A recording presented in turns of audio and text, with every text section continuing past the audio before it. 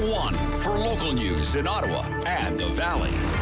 This is City News, now on 101.1 FM and 1310 AM.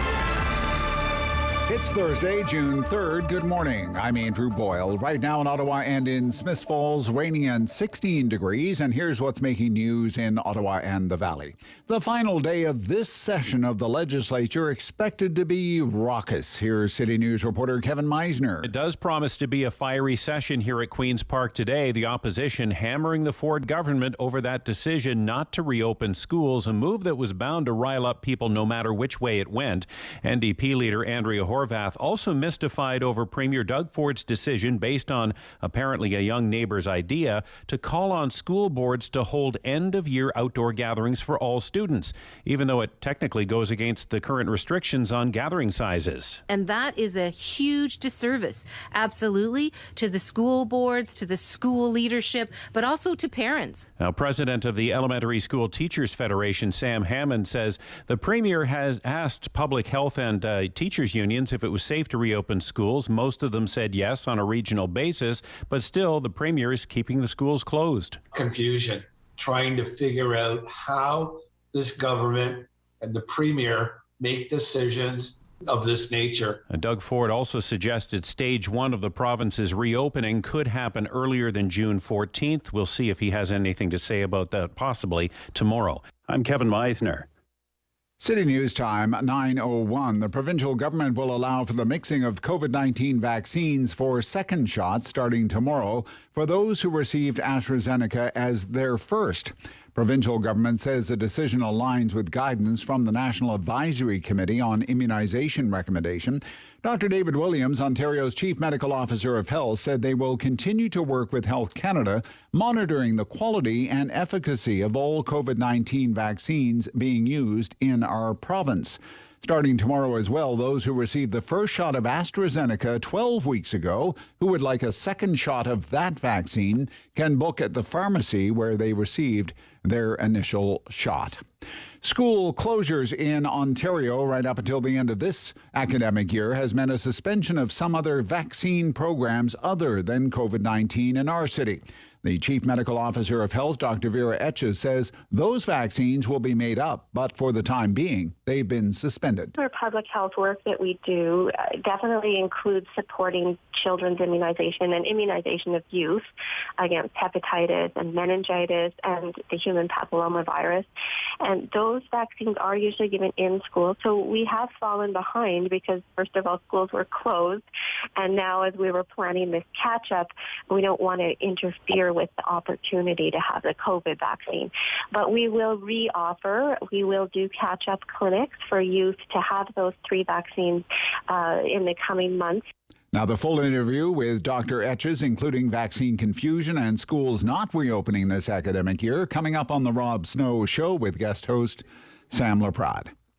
City News time, 9:03, and now your forecast with meteorologist Jill Taylor. Rain will end this morning, then cloudy, some more showers for the afternoon, even the possibility of an isolated thunderstorm. The high today, 21 degrees. Tonight, mainly clear and 14, and tomorrow, sun and cloud, more scattered wet weather, high near 29. For today, the high, 21. And right now in Ottawa and in Smiths Falls, raining and 16 degrees. Once again, CAA has released its list of the top 10 worst roads in Ontario, and Carling Avenue is the second worst in the entire province. That list comes from online votes. 2 others in the city did crack the provincial top 10. Hunt Club at number 6, Innis at 8.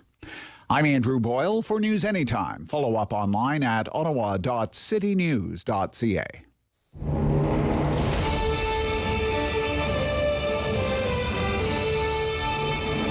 He's got the news and the views. He's got views on the news. It's the Rob Snow Show on Rogers TV and City News. 101.1 FM and 1310 AM. Good morning, everyone. I'm Sam Laprade filling in for Rob Snow. A little rain out there this morning, which I'm happy for our farmers. They are certainly looking for some rain. Those berry farmers are certainly struggling right now, and every type of farmer in our community. So we're certainly thinking about them and wishing them all the best as the rain falls from the sky. We have a very, very busy show for you today. We are going to be speaking with Dr. Vera Etches. We spoke with her earlier this morning. As you can imagine, she is a very busy person. So we have a great interview coming up at 10 o'clock with Dr. Vera Etches right after the 10 o'clock news. You definitely do not want to miss that.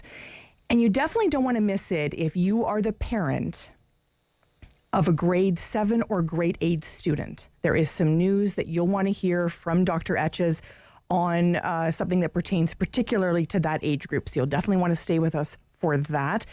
And a little bit later in the show, we're also going to speak with Mayor Jim Watson. You can imagine he has some opinions on Premier Doug Ford's decision to not open schools, to keep them closed right through to the school year. Of course, that remote learning is taking place. We're going to hear from Mayor Watson. First of all, we're going to speak with Michael Curran. Hello, Michael. Sam, good morning. Always a pleasure. Michael, of course, is the president and publisher of the Ottawa Business Journal. You have been incredibly busy during this time. Michael, you really have been sort of a beacon at this time for many, many businesses. Has it put a lot of pressure on you and your team at this time? I mean, we really have tried to step up.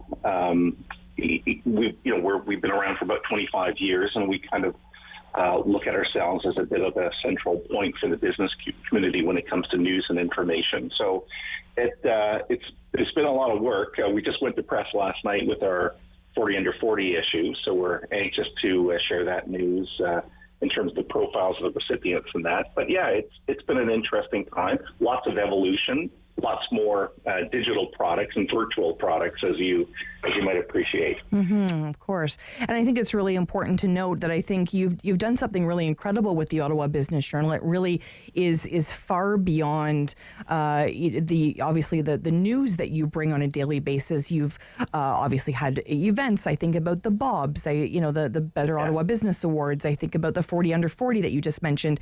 You really were and have created this incredible hub.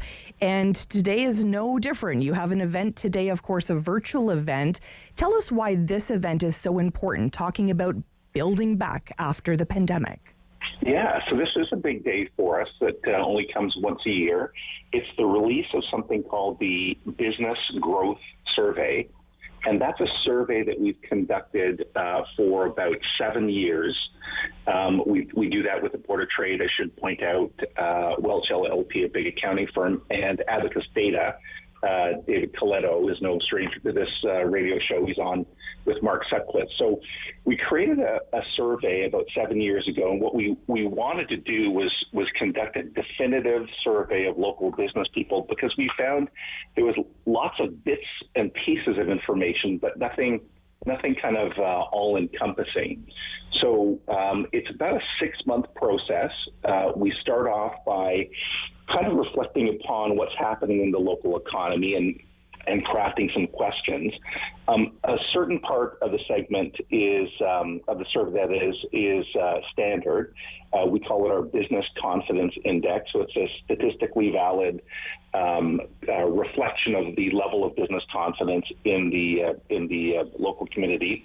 The second part is really more thematic. So as you can appreciate, the pandemic is the central focus of the survey today. And then we ask a few questions, some on political matters, level of approval for the mayor, city council, things like that.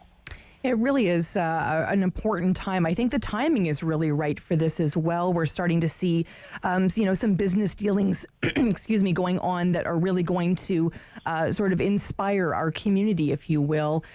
Can people still participate today? Are they still able to register, Michael? Yeah, if that's one of the advantages of virtual events, as you might appreciate, Sam. So they can go to the OBJ website /events, so obj.ca/events, and they could sign up, and we can sneak them in the door, so to speak. I like that. That is one of the benefits, and it certainly is great for everyone to be able to participate in that today.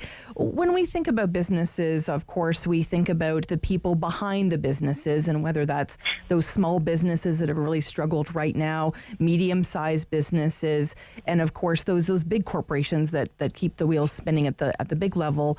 What are you hearing from business owners? Are we starting to sort of feel like maybe there's going to be the roaring 20s for us as well? I think in part, but as you will appreciate, and as we hear almost day to day, it depends what part of the local business sector you're in. And in fact, the survey reflects that quite well. We do, as I indicated, a business confidence survey, and if you think of a graph, like 0 being they were neutral in terms of their level of optimism, and anything below, 100 being neutral, anything below 100 being pessimistic, anything above 100 being optimistic. When we take a look at that, it won't completely surprise you to hear that people in the retail sector and hospitality sector are still in that 80 to 90 range. So, and that's way, way down from what they would have typically been, by the way. It probably would have been about 120. So that they've almost fallen off a cliff when it comes to their level of confidence. It has improved, I should point out, overall. So we did this, as I indicated, on an annual basis. So last year, overall, we would have been at a business confidence level of 78. So that is, as I said, by far the worst level of confidence we've ever seen. Now, on the positive side, if you're in the technology sector or construction, they're about 127, 124. So they remain almost, I wouldn't say unaffected, but their level of confidence in terms of revenues and their ability to generate profit remains almost historically high. So that's a great thing. So it's a tale of two cities, if you remember that old book. Where the people in more people-facing type industries like retail and hospitality continue to suffer greatly. Yes, I do think they're getting more optimistic. Hopefully we'll reopen the economy here in Ontario a little bit sooner, and I think there will be a bit of that roaring 20s sense when it comes to hospitality. We've heard from Ottawa Tourism and local hoteliers recently that they think there's a pent-up demand. However, that pent-up demand is probably on what they call leisure tourism. So when you and I, go on a vacation, as opposed to business conferences. And if you think just for a second about the tourism sector in Ottawa, yes, we love all those tourists here, but what's equally important is those giant conventions that roll through the Shaw Centre, and fill up thousands and thousands of hotel rooms, not only during the peak season like the summer, but also in low seasons, right? So there's a real dichotomy in the economy right now that we're hearing both anecdotally, and the survey backs that up. It's such a good point, Michael, because you and I both have been involved in many, many events. It isn't turnkey to organize a big convention like that. It takes, lots of sponsors and ramp up room. And I've already started to be asked if I can speak in 2022 and 2023 about fundraising strategy, which is, what I do when I'm not here at City News. So we are starting to see people doing that. But do you think we'll have a hard time attracting people to the capital? I think the capital, because we're the capital, is always a little bit of a magnet. So we always have that advantage. For many years, decades in fact, we didn't have a proper convention facility. That was solved with the opening of the Shaw Centre and to some extent the EY Centre near the airport. So from what they call a tourism infrastructure point of view, we're doing really well. So I think Ottawa will perform a little bit better than most, I would suspect.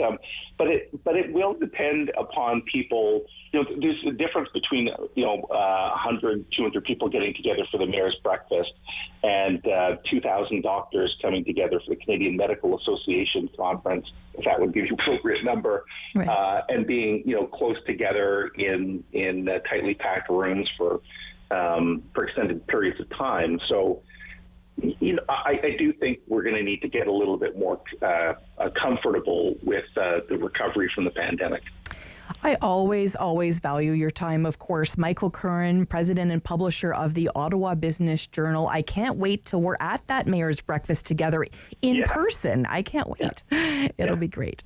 Thank you so much, Michael. Thanks, Sam. Thank you. When we come back, we're going to speak with Randall Denley, author and Ottawa Citizen columnist. We always talk to Randall about the city issues, and today is no different. Stay with us here on City News.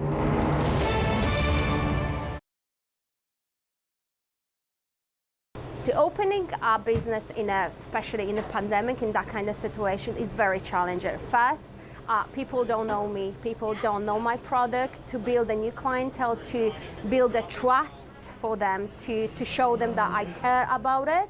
I do love my food.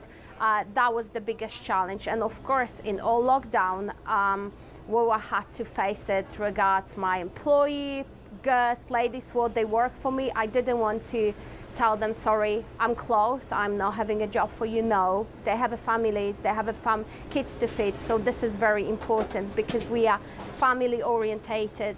And we decided to open. We, of course, essential business. So been very tough, very, very tough, as we didn't see people on the road. Market was completely quiet, but we knew that we have to wait, and we knew that we're gonna be fine. In this town, we built online shop, Vedel Online, and we did Uber Eats, which one is picking up and is very, very popular. We have a really good feedback. So this is the song from my heart. And and we try to expand. I'm thinking about opening another location. So I want to make Vedel famous. I want to make the Vedel place to be for all the families with kids. Try the traditional food, what their grandparents cooked in the countries when they're from, or even Canadian people. They're more than welcome to come and try our famous pierogis. I try to be passionate about my food, organic food made with love, with all homemade, organic. So you can find food from all over the Europe: Polish, German, Ukrainian, Romanian, French, Armenian. So all kind of different types of food. Homemade lunches. We focus on the homemade lunches, grandma style. I keep always saying, like in my Genia Babcia house, how she cooked. I wanted this love and this food over here because I believe that will bring all people around me. And all the organic cold cuts, lovely selection of sausages, cheeses, European cheeses, great selections of mustards, French cookies. All what you need from Europe you can find here at the Vedel Touch of Europe. If you think good way, that's it. You have to. I had the option to cry in the corner and say, oh, pandemic is coming. No, you need to stand up and fight for it and have your eyes open, think outside of the box, and do it.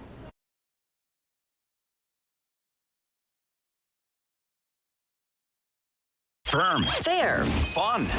The Rob Snow Show returns On Rogers TV and City News 101.1 FM. and 1310 AM. I'm sitting in for Rob Snow today. I'm Sam Laprade here on City News. There is lots, of course, going on at the city. We wanted to speak with Dr. Vera Etches. We're going to speak to her after the 10 o'clock news about a number of different topics. You definitely will not want to miss that. And later in the show, Mayor Jim Watson will join us to also speak about lots of things happening at City Hall, lots of topics, of course, to talk to him about as well. And talking about city issues, we also want to speak with Randall Denley, author and Ottawa Citizen columnist. Good morning, Randall. Good morning, Sam. Randall, let's talk about vaccines. This has been such a challenging time. We know, of course, that the federal government procures those vaccines, but yet it's up to the municipalities to get those jabs in arms. How challenging do you think this has been from a City Hall perspective? Oh, I think we've done a very good job. I mean, always in vaccines since the start of supply has been the issue, but certainly, Ottawa and across the province, the public health units have done, I think, a fantastic job at keeping the supply flowing through and getting people vaccinated. Provincially, we're up to 69% with one shot now, Sam, which I think is, a pretty good achievement because we haven't been at this really very long. I agree. I think they've done a phenomenal job. They've done a great job communicating as well. Randall, do you follow Ottawa Public Health on social media or seeing the tactics that they're taking? Yes, I do. They've been quite clever, actually, and they've injected a little much-needed humor into this whole grim situation. I think that's a message that's been lost generally out there, that, even in dark times, people need to remember that we still have to laugh from time to time, and they've done that. I think Dr. Etches has done an excellent job in Ottawa, certainly better than her provincial counterpart, let's put it that way. That's a good way to put it. Do you think that Ontarians as a whole are looking forward to that change of leadership, Dr. Williams stepping aside with Dr. Moore coming in? Well, absolutely. I don't know too much about Dr. Moore other than that he's very well regarded and has been quite active in dealing with COVID in his own community in the Kingston area. Different voice is long overdue here, though. Dr. Williams he just has a very hard time communicating. Mm-hmm. You have no idea what he's talking about a lot of the time, and he just doesn't really seem to properly reflect the gravity of things, and people have often felt he's just kind of a spokesman for Doug Ford or vice versa, you never know which, but he just hasn't done a good job on this. I wish they made that change quite a few months ago. It was, yesterday the Premier had his press conference about the school continuing, and he said, well, but the economy, it could open even sooner, but, over to Dr. Williams on that. Mm-hmm. Like, why over to Dr. Williams? I mean, the guy's going out the door. We know what the numbers are. Is this a decision the government couldn't make on its own? I don't think so. Mm-hmm. Certainly lots of frustration by everyone. I think a number of people wanted the students to be back in class. A number of parents certainly did, to have that 3-week, and it just sort of a way to bookmark the school year as well. And I think the social aspect of school is on the minds of a lot of parents and grandparents. Yeah, it would have been a positive way to end what's really been a horrible school year. The thing that surprised me yesterday a little bit, not that they were keeping schools closed, because I felt that they would when they closed them in April without any indication of what it would take to reopen them. But when they couldn't really say to people for sure, there'll be a normal school year in September. Mm-hmm. On the one hand, they say, okay, we're going to have every teacher and education employee double vaccinated. Every student who's willing to be vaccinated, double vaccinated. You go, okay, that sounds pretty safe. Mm-hmm. So schools will be normal. Well, we hope so. Wait and see. In the meantime, school boards are preparing for more online learning, quadmesters, all these really unsatisfactory things we've been doing over this school year. I mean, could you at least say to people, we can't do it now, but count on September. Right. People know that something could happen, but I think we're giving too much weight to, we can't do anything because something could happen. Mm-hmm. Let's go with a greater certainty. The greater certainty is that, by September, if they hit those vaccination targets, and I'm sure they will, schools will be very safe. Yeah, I'm certainly looking forward to some regular school for, just being a bit selfishly about my own daughter, but of course for all students here in Ontario. Let's shift gears a little bit, Randall. We know that there's been lots of unfortunate and tragic violence across the city in the last week. We know that a number of young men have lost their lives.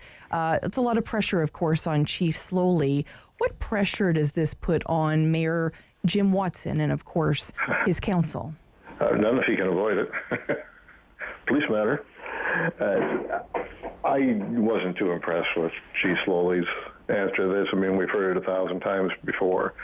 Well, crime, is caused by poverty and unemployment and this and that. We got to get back to the root causes. I mean, it's not untrue, but there are also a lot of people in the city who are just bad. They've chosen to be criminals. They could choose to be something else. Lots of people with the same background did. They've chosen to be criminals. It's easy money, get a nice car, you're somebody, don't have to worry about getting up for a day job. They've made that choice. So I would like to see the police do everything they possibly can to clean up this gangs and guns mess that we have in the city. As far as we're going to eliminate poverty and hopelessness and unemployment and all that. we've been trying to do that for a long time. We've made some progress, but I don't think that's ever just going to go away. I noticed, the mayor typically over time, when something is controversial, he tends to keep his head down. When it's a good news story, he's front and center. So I don't think he's going to be too front and center on this, but it's definitely a concern to people. I mean, 4 people gunned down in the city in 1 week. That's not how we see our city. Definitely not how we see our city. And I think even more frightening for residents is the fact that I think 2 or 3 of those were in broad daylight, right? Like in front of a Shoppers Drug Mart in one case, and, at a very busy intersection. Yeah, and it's just a matter of time. Some innocent person coming out of a store gets shot and killed because of all this stuff. I mean, these people are notoriously bad shots, too. I mean, a lot of these incidents, a whole bunch of shots are fired off, nobody's hit. Maybe it's just a warning, but it's just really dangerous. And in neighborhoods where people don't think they should be fearing things, so it's got the public concerned, and I would like to see the mayor and council really come to grips with it. And part of that is, I think, offering a little more encouragement to the police chief to really lean on enforcement and a little bit less of the usual party line about the root causes of crime and so forth. Let's round out our discussion today talking about that election. We're about 18 months away, maybe a little bit less from that election. We're hearing, of course, Bob Chiarelli thinking about putting his hat in the ring. We don't know what Mayor Watson's plans are, and he will keep those cards very close to his chest, I suspect. What are your thoughts? We have about a minute. Well, I think it would be interesting if Chiarelli ran against Watson. That would be a battle for the ages, I think. I wouldn't say it would be the very best thing for the city, because really what we need is somebody with a new vision. I mean, surely in a city of 1 million people, there's at least one credible person who can come forward and say, look, we got Ottawa's mayor from way back when. We got Ottawa's longest-serving mayor. Congratulations for all they've done, but it's time for some new ideas in the city of Ottawa. I think people are ready for that. I just hope that somebody steps up and does it. It's going to be really interesting. It's going to be interesting to see who is sitting at the council table right now who may also throw their hat in the ring. Well, I hope some of them do. There's a couple at least that are capable. But, for a lot of councillors, it's like, well, what if I don't win, though? Then I'm out of a job. I mean, to me, if you've been on council for 3 terms, you've probably done what you're going to do as a councillor. So either you step up and try to become mayor if you think you're capable of it, or you say, go on and do something else with your life. You've done your public service. But too many councillors just look on that as a career, as a job for life. They'll be there for decades. I don't think that's helpful to the public. Oh, I absolutely agree with you. Randall Denley, author and Ottawa City columnist. Always appreciate your time. Well, good to chat with you, Sam. Thanks a lot. Thank you. When we come back, we're going to talk about Ontario politics. We're going to be joined by a couple of great panelists to speak about all of those big issues. Of course, we're facing lots of big decisions in the next number of weeks. Stay with us here on City News.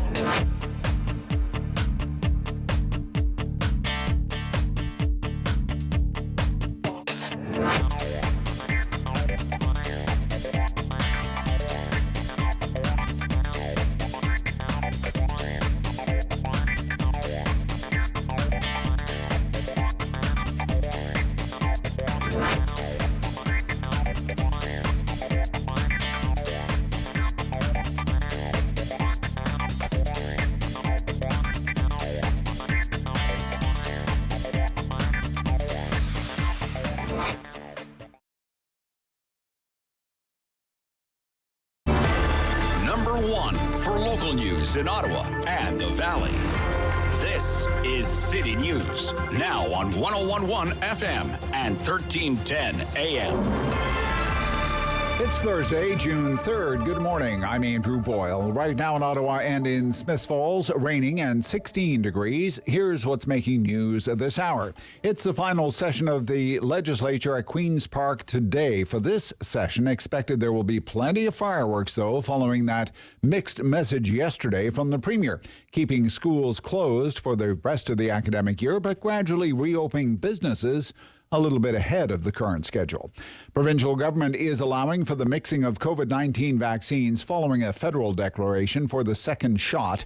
This will begin tomorrow for those who received AstraZeneca as their first.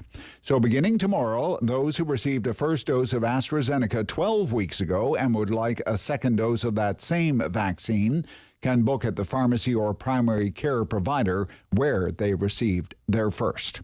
Carling Avenue, again named the worst road in the capital. This is based on a list compiled by online votes from the CAA. It comes from those online voters. Carling, the second worst road in the province, only behind one in Prince Edward County. Two others in the city also cracked the provincial top 10. That's Hunt Club at number 6, Innes Road at number 8. City News Time, 9:31. I'm Andrew Boyle. For news anytime, follow up online at ottawa.citynews.ca. He's a pillar of community opinion.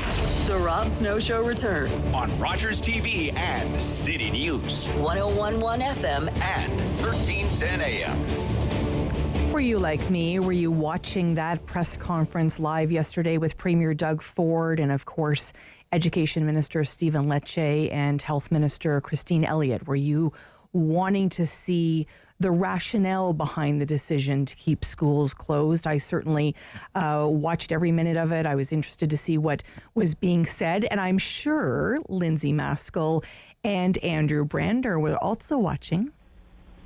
Hello to you both. Hello. Good morning, Sam. Lindsay, of course, Liberal strategist and former advisor to Dalton McGuinty.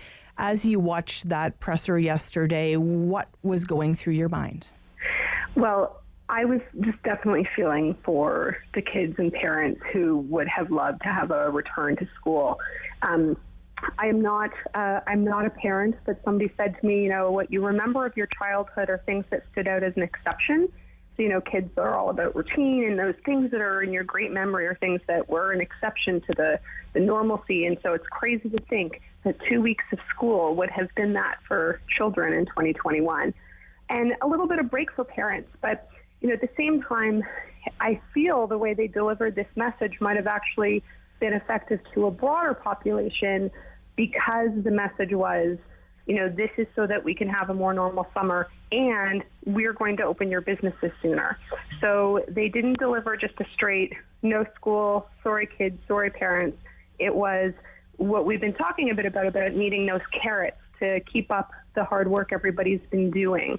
So I feel it probably went over a little bit better because, every mom I know wants their kids back in school. But they also want to get their hair cut, and they want to get a manicure, and they want to be able to return some things. So, I think it maybe softened the blow a little bit, but it was just so poorly managed, as we've known this is where he was leaning based on media leaks for the last 3 days. And it was just like the slow pulling off of a Band-Aid, which was not a smart political move. Certainly felt that way to me. Andrew Brander, senior consultant with Crestview Strategy and former advisor to the Ford government. Where would you rate that conference, press conference yesterday, Andrew? Look, I would tend to agree with a lot of what Lindsay was saying. I think there were certainly some positives that people could have taken away from yesterday, but I'd really latch on to the last point Lindsay made, which is I think this decision was made a week ago when he issued that consultation letter, you'll remember, and I think the purpose of that was to give the Premier some cover in terms of saying, hey, there isn't consensus on this.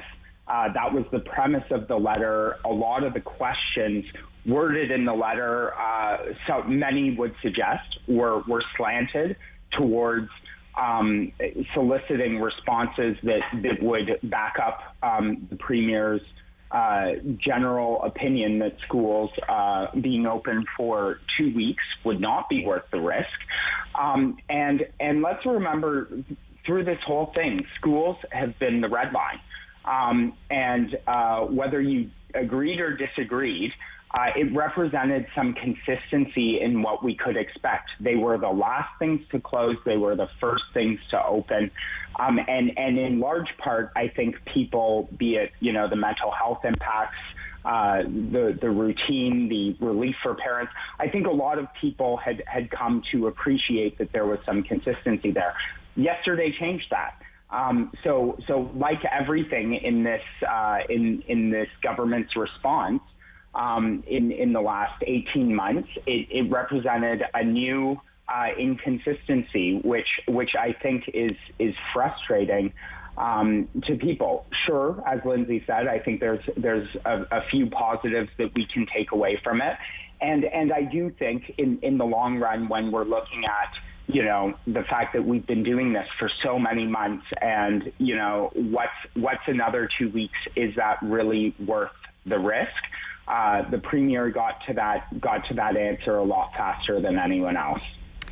Lindsay, let's talk a little bit about Dr. David Williams. The decision to sort of say goodbye to Dr. Williams, I mean, over a period of time, you've been in those inner working meetings. What do you think the discussion was?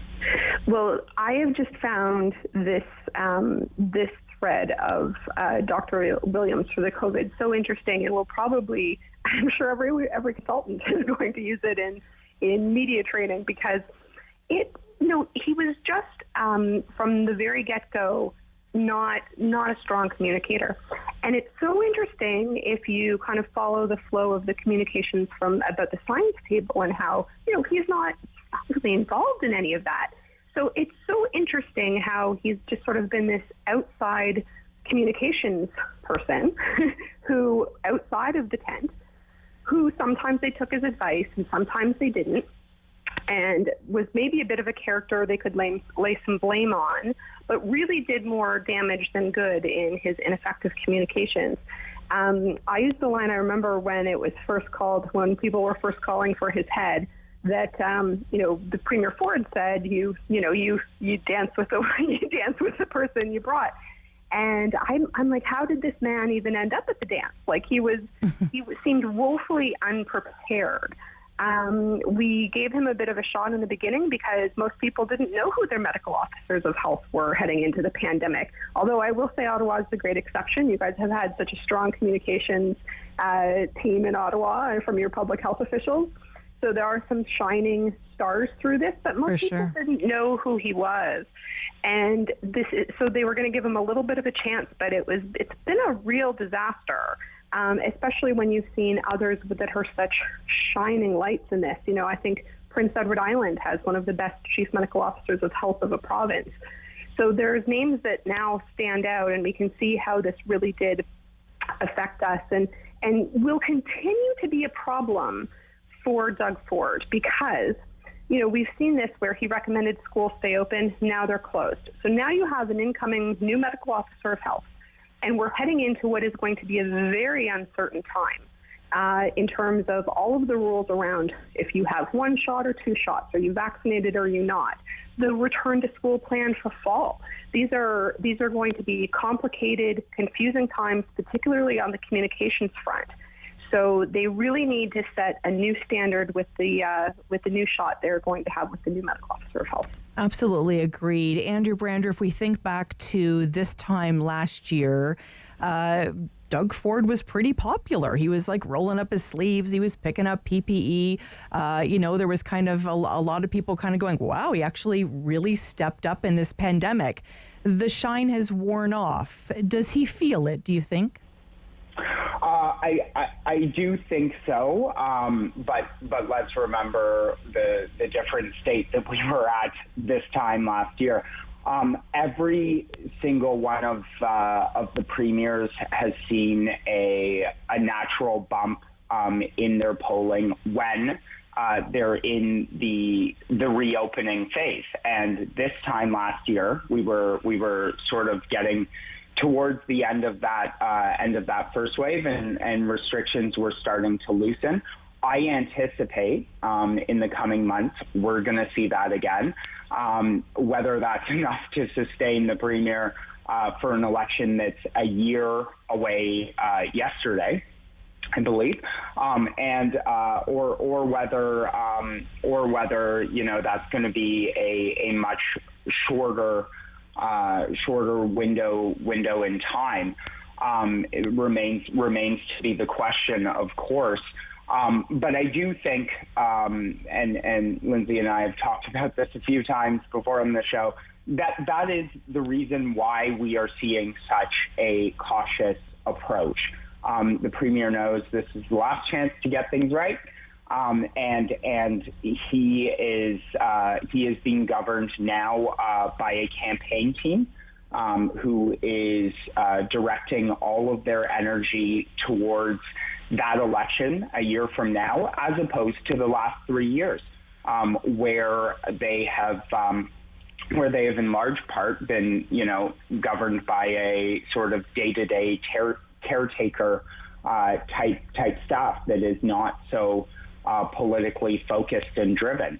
And so, the decisions that the premier's making today are being informed by polling numbers just as much as they're being informed by some of the top level health officials that we talked about. So I think that's a new angle that we've seen in the past month or so that we haven't seen throughout the rest of this pandemic.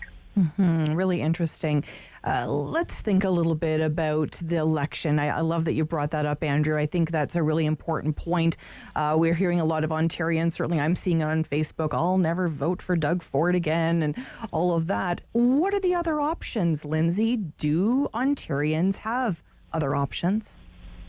Well, they absolutely do. It's interesting because I feel I started doing campaigns in about 2001, and it's so interesting how fast the cycle goes. And, the shining case in point to that is actually Doug Ford, who got elected leader and ran for premier and won, kind of in an under 3 month time frame, I believe it was. So these things can happen very, very quickly. Andrew knows my bias is that I actually ran Stephen Del Duca's local campaign in 2014 when Kathleen won a majority government. And so he's somebody that I both worked with at Queen's Park and had worked with as when he worked with the carpenters and as a lawyer. So we actually have really great options. It's going to be interesting. There is no room for error right now in people's day-to-day lives at this point in the pandemic for taking a real look at what their options are. But that can happen in a much shorter communications time. So when we get into things like debates and advertising and people getting to look at what their options are, one thing that we have talked about is the interesting thing of, did the NDP, did Andrea Horwath sort of squander her opportunity? And should that party be thinking about going to the polls with a different leader in 364 days? Mm-hmm. Because this is a very different time frame, and kind of it will be an unprecedented election. It'll be very interesting to watch and fascinating to see how we shift how we vote, even in terms of potentially more voting days and things that we're going to need to explore, because it's a very different time post-pandemic. So there's lots of options, and I look forward to when there's more room for communications about all of that in the coming months. Absolutely. We're going to come back with Ontario politics this week with Lindsay Maskell and Andrew Brander. Stay with us here on City News.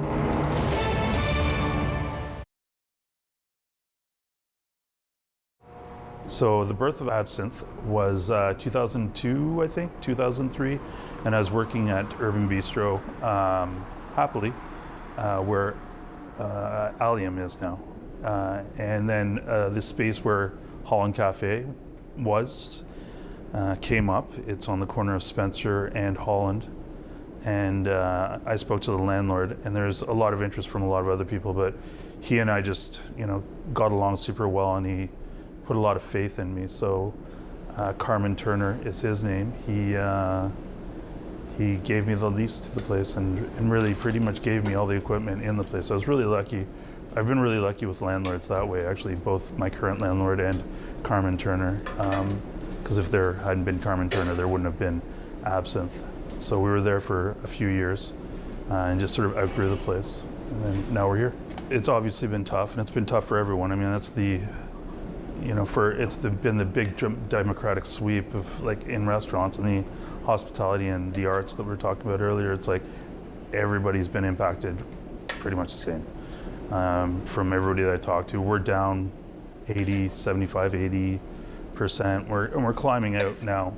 I think one of the saddest things is everybody, we went down to 2 employees from 25, and we're now at 4, and we're bringing 2 new people on this week, so we'll be at 6. So it's little steps. So it's been tough. It's I've got the most expensive clubhouse ever here, because some days you come and you don't do any business, but you're here. But I'm grateful for what I do have. I think everybody's optimistic now, not necessarily just about the vaccine, but about the vaccine, spring, being able to be outside. I think you're going to see a lot of pop-up things happen in parking lots and on sidewalks and all, and like that, rather than being actually inside somebody's commerce. I think we'd like to take it outside. I know my staff would. My staff like the outdoors now, all of a sudden, all 4 of us. 6 soon. But we'll be doing some business in the patio in the parking lot, and we have a patio out front. And I think I hope other restaurants and stores will do the same. I hope that they take advantage of the sidewalk and doing sort of, guerrilla marketing and stuff like that, and really shaking it up a bit. You can find us at Absinthe Cafe at 1208 Wellington Street West in Hintonburg, and you can find us online at absinthecafe.ca.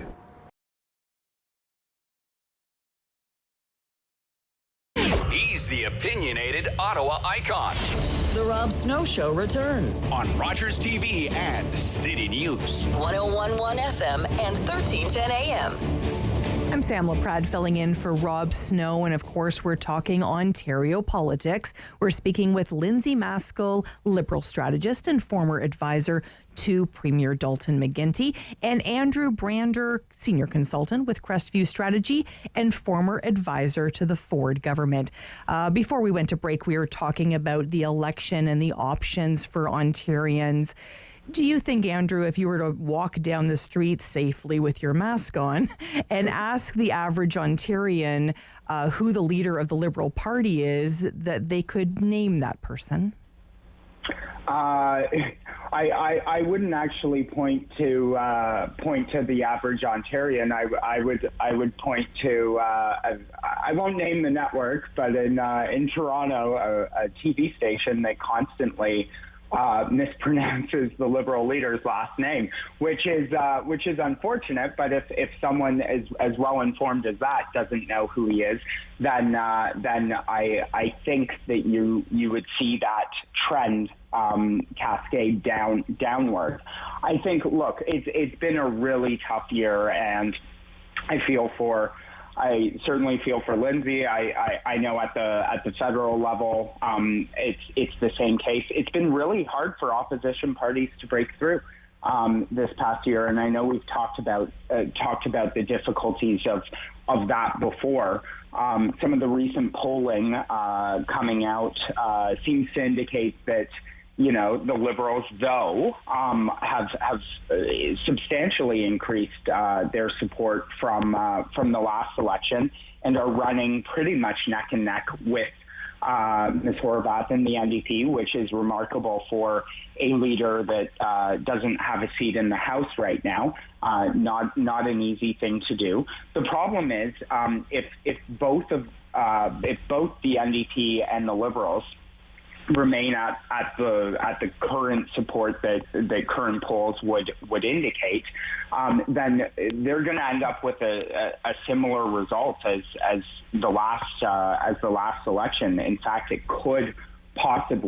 split could possibly improve conditions for the Ford government in some of those select seats that they narrowly lost. So I think what you're gonna see a lot more of from the Liberals is a positioning that they are the only alternative to the Ford government, and that the NDP has as Lindsay was sort of suggesting there, have wasted the opportunity to be an effective opposition.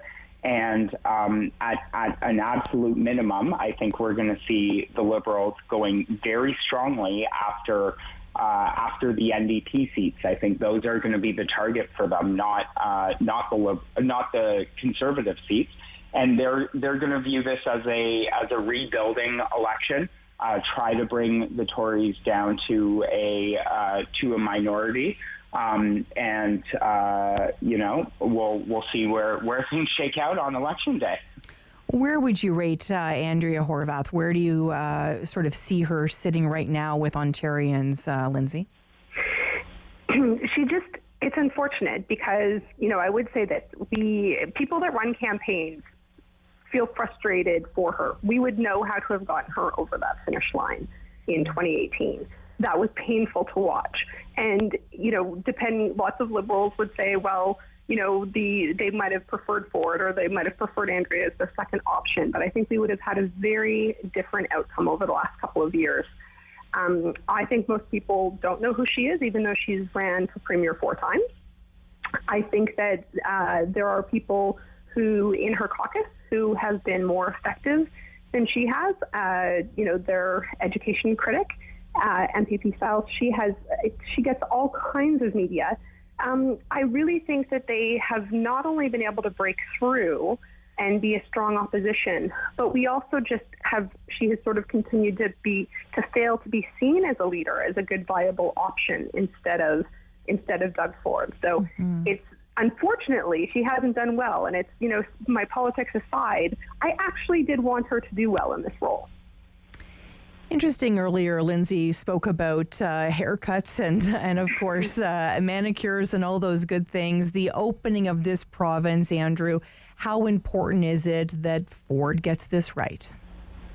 Yeah, extremely important, as we touched upon a little bit earlier. The success of the reopening will certainly be reflected in Ford's polling numbers in the coming weeks, and I think you're already seeing him take some important steps in terms of where he's going to be headed over the next year. The federal government's report that came out from the Auditor General last week indicated very much that provinces weren't ready, stockpiles were not ready to be able to sustain the impact of a pandemic like this. I think there's going to be a lot of focus over the next year in terms of assuring people that a situation like this will never happen again.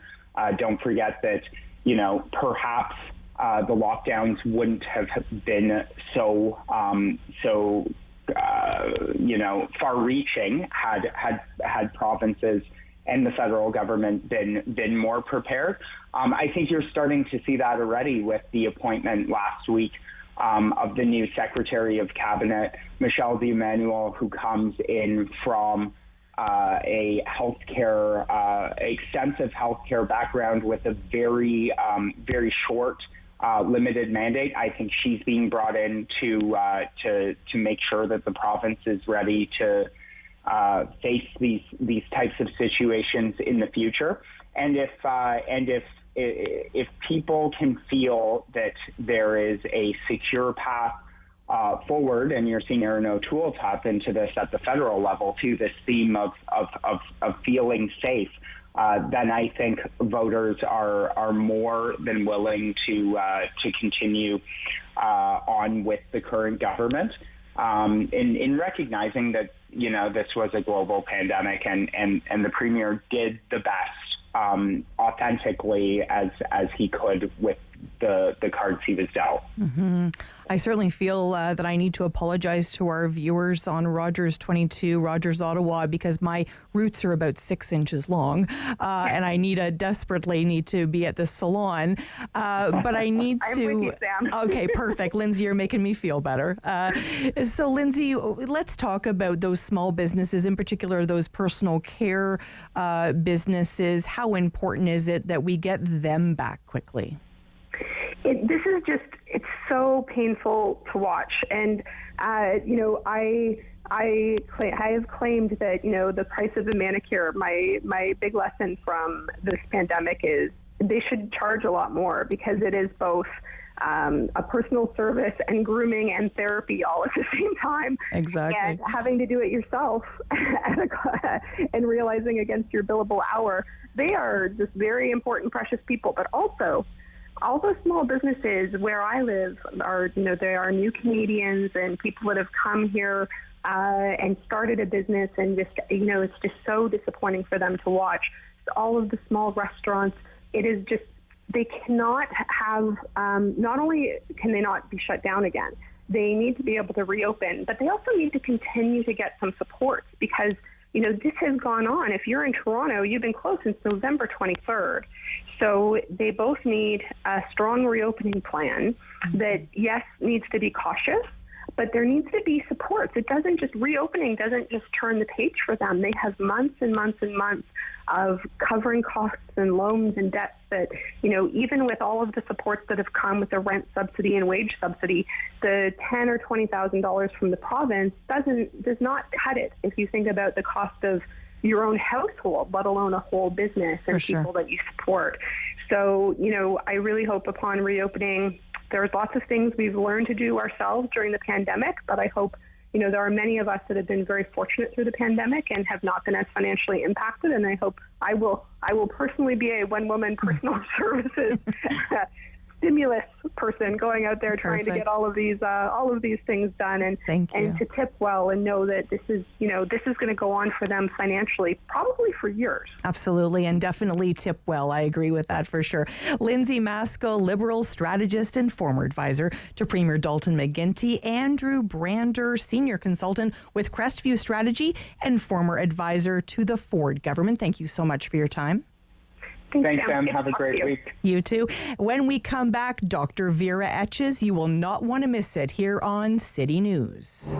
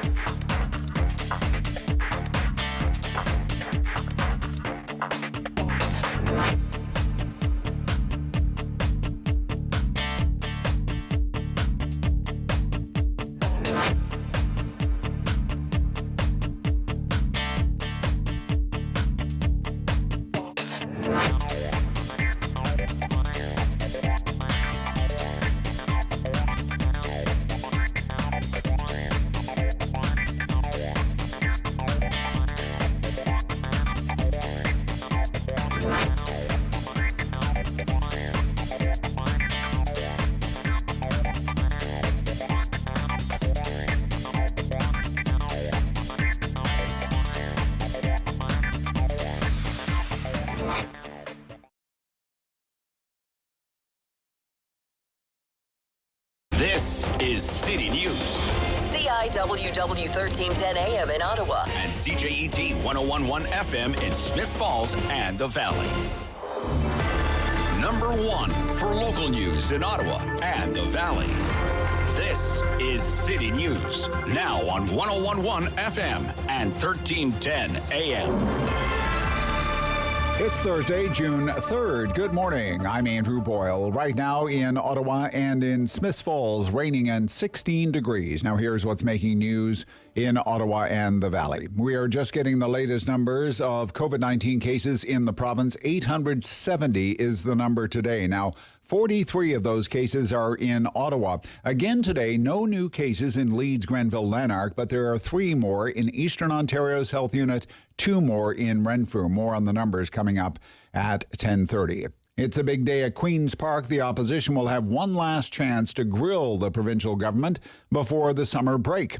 City News reporter Kevin Meisner tells us the province's plan to keep schools closed will likely dominate question period. Fireworks are expected as the opposition blasts the Ford government over the decision to keep schools closed. NDP leader Andrea Horwath also questioning Premier Doug Ford's surprise promise to hold outdoor end-of-year graduation ceremonies for all students, an idea he apparently got from a young neighbor. If you're going to announce something, have a plan. Don't just pull stuff out of your hat with some folksy story that throws everybody into mass confusion. Ryan Bird with the Toronto District School Board isn't sure gatherings of that scale can be pulled together in just 3 weeks. Graduation ceremonies typically take months of planning and are already planned, albeit virtual, but are already planned. The Premier's also hinting at a move to stage 1 of reopening earlier than June 14th. It's possible he may have something more to say about that tomorrow. Kevin Meisner, Queen's Park. City News Time at 10:02. School closures has also meant a suspension of some other vaccine programs other than COVID-19. Now, the City Chief Medical Officer of Health, Dr. Vera Etches, says those vaccines will be made up, but for the time being, they have been suspended. This is for things like HPV and hepatitis prevention.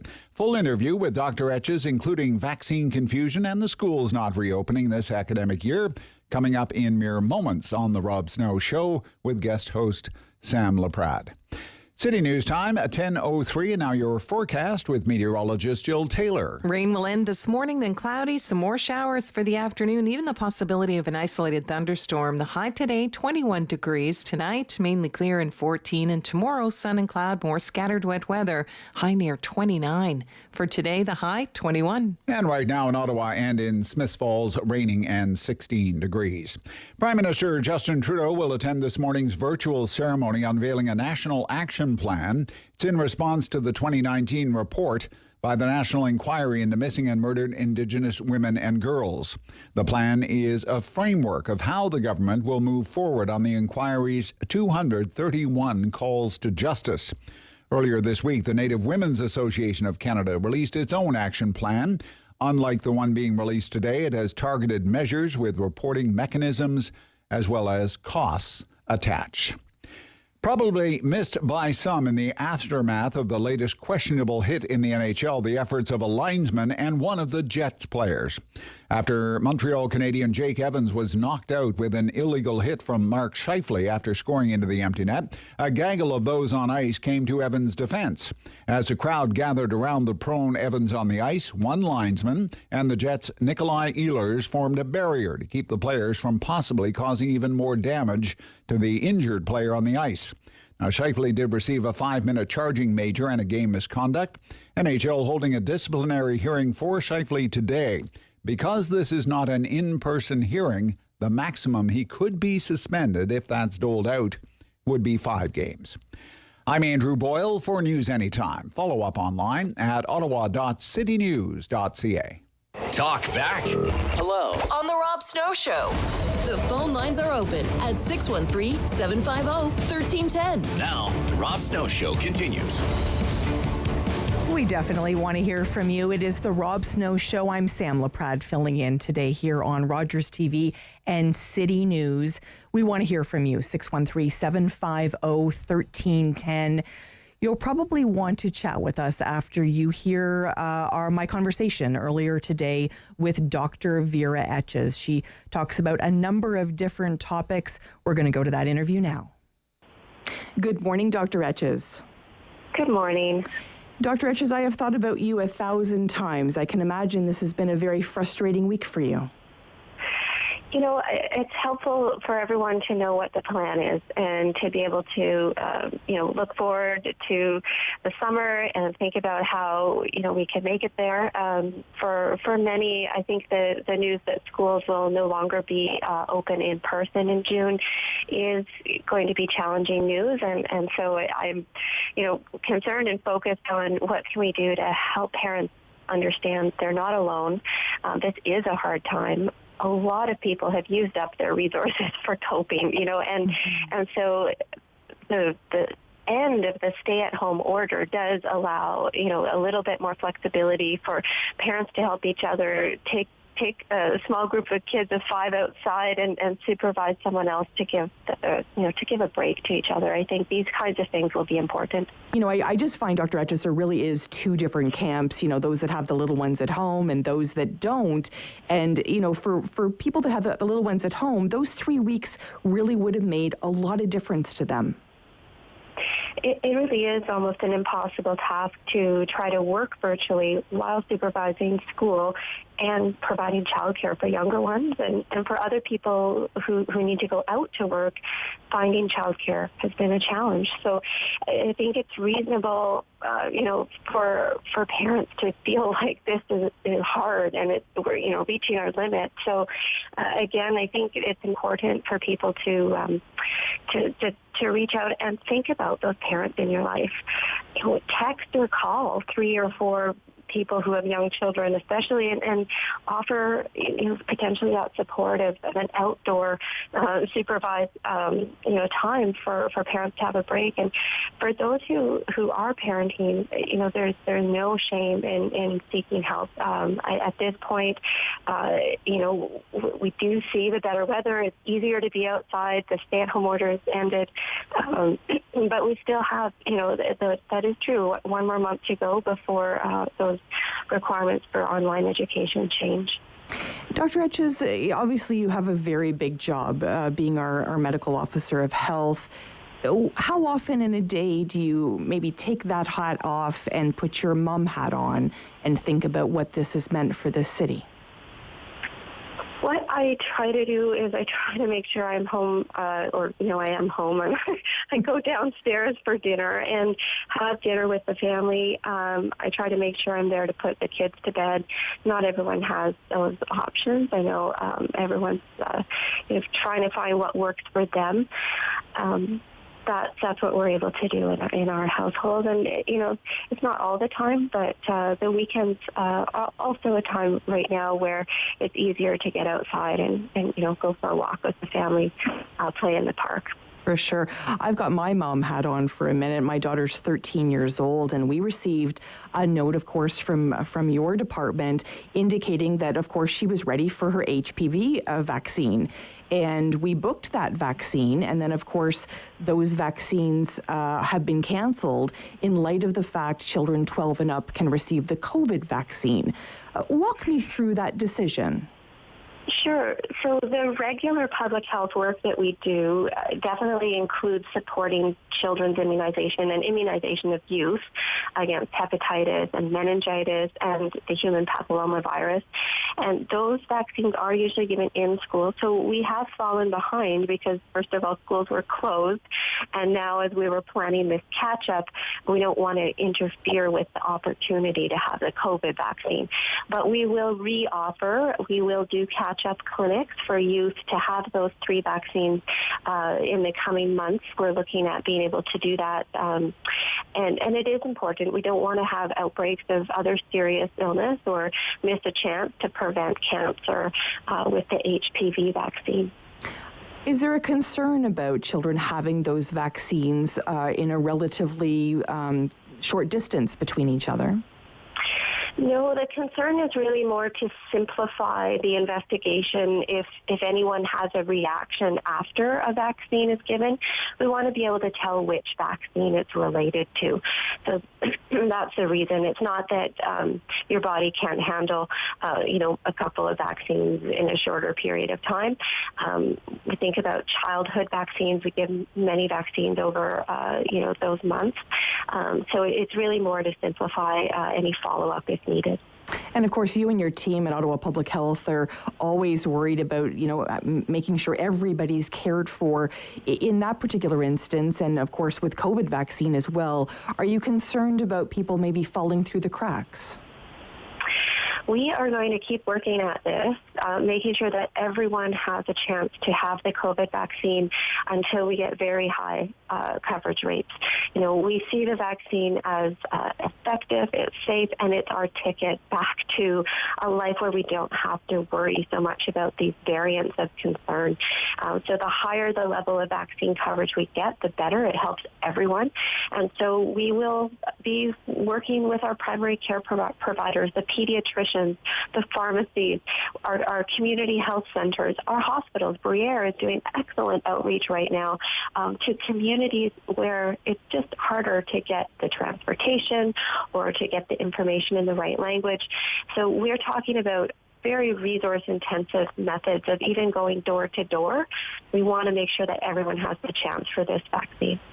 And let's talk about vaccines a little bit. We know that the process has not been easy. Many people have sort of called it the Hunger Games in terms of trying to track down those vaccines. I use the example recently of my mom who had her first dose at the Nepean Sportsplex.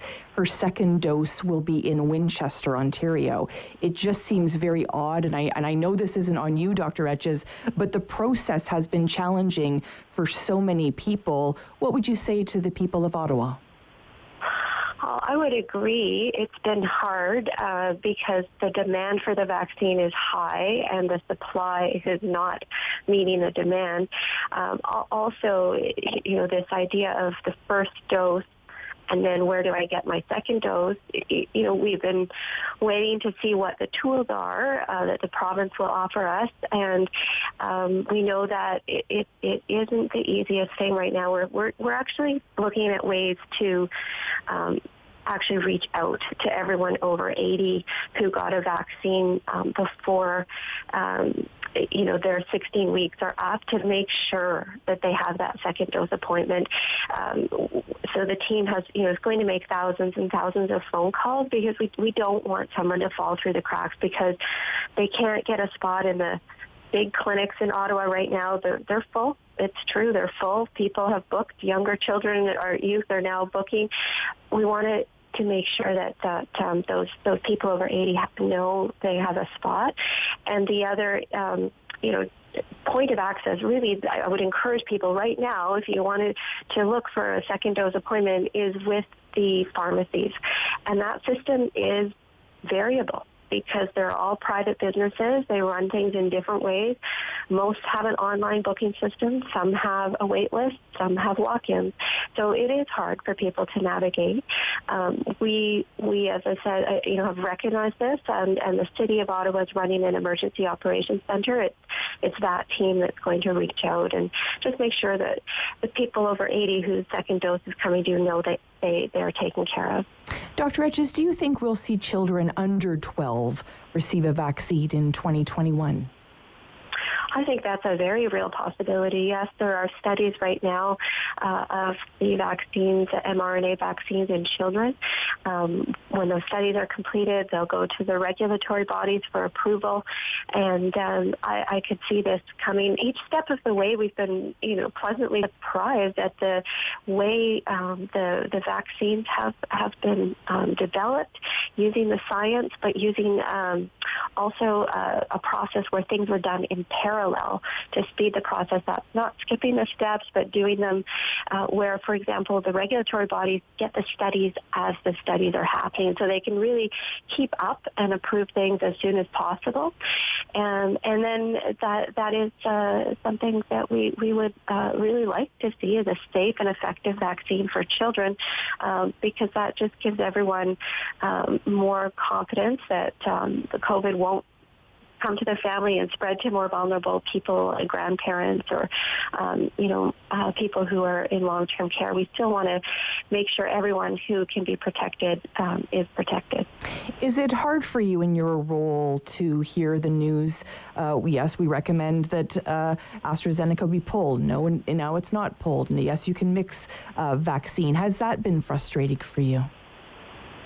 I would say what it creates is a communications challenge. It's not surprising in the context of totally new virus and having to develop new vaccines, the time to study them in the real world with different scenarios in real time. And so we're having to communicate in real time as more is learned and changes occur. It's important to react to what the science is telling us. So we do want to change our messages to the public based on the latest scientific data. But it can lead to people being confused about what's the latest information. So I always encourage people to look at the National Advisory Committee on Immunization for the latest review of the science around the vaccine. And our Ottawa Public Health website as well will keep people up to date.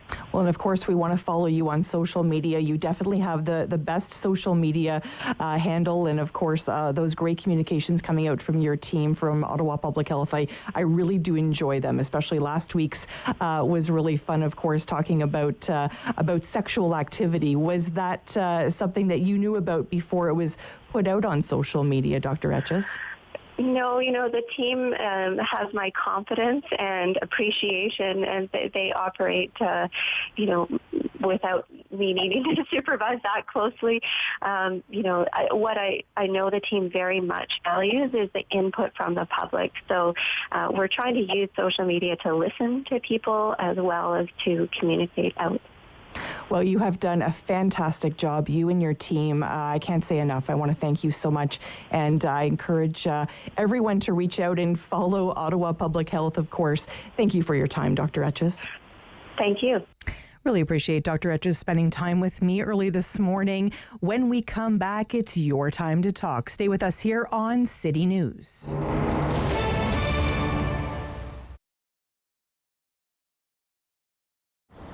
I wanted to give gifts to my volunteers, so I started making, I knew this is a skill I had, so I made chocolate that had a cultural based with a teaching, because culture here is not just a little part, it's the large part, it's the fundamental part of our organization. So then we started doing, just little programs, and we sell a few at a fair.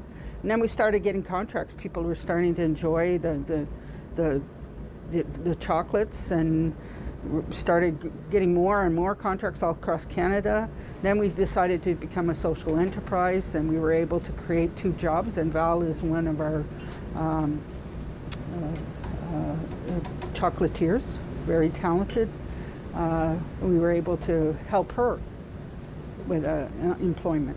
We started just with a little bit in the kitchen, doing a little bit of chocolate together, and next thing it's just kind of taken off. And it's great because I love to be creative, and we get to create a lot and make up stuff, and it's just I just love it.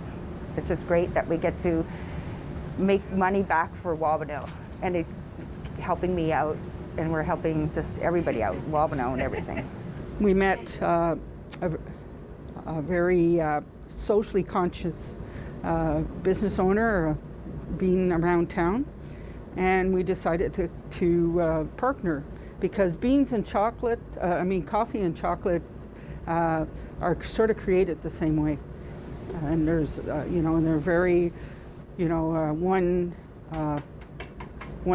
origin bean, so it was a good pairing together. And it's been a fantastic partnership for both of us. I was fortunate enough to get introduced to Purat, the head of Wabano Fine Chocolates, through a local networking group. And I was completely intrigued by the social enterprise that she was running, and then I looked at what we were doing, trying to support local business and supporting local communities, and it was a perfect match, and it's been fantastic ever since. We make every batch by hand. We temper it by hand to get to the consistency it needs to be to make a good chocolate. And one of the best, also wonderful things we did, we've connected with Ed, with being around town, and our coffee bars have been amazing hit. So we're really excited about the connection with our coffee. It's time to talk back on the Rob Snow Show. Have your say and call now. 613-750-1310. It is the Talkback Hour on the Rob Snow Show. I'm Sam Laprade filling in for Rob this week.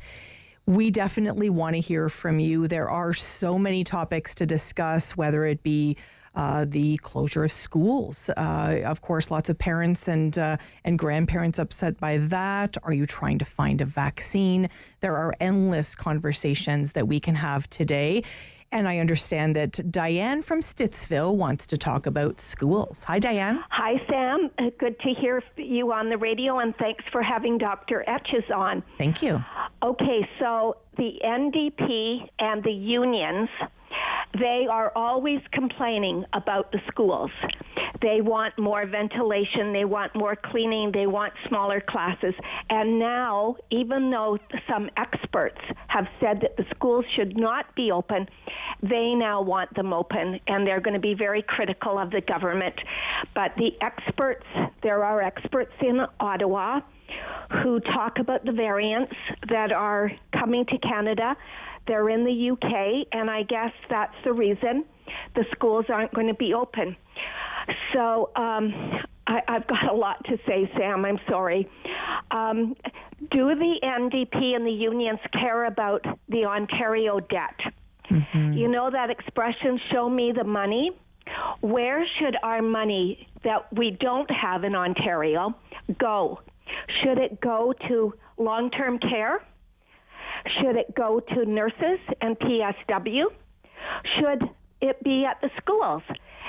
They would now be complaining next week that there's not air conditioning in certain schools. Old schools, many of them do not have air conditioning. Right. As you said, Sam, my granddaughters are in their room most of the day. I'm really concerned about them staying in their room all day. One of them is in high school, one in grade 8. The one in high school has missed music, gym, art, and that's the one in grade 8 as well. Mm-hmm. All of those things. Those creative things that children crave so much. Yes, and now I've repeated this for the last year. My daughter-in-law is doing 2 jobs.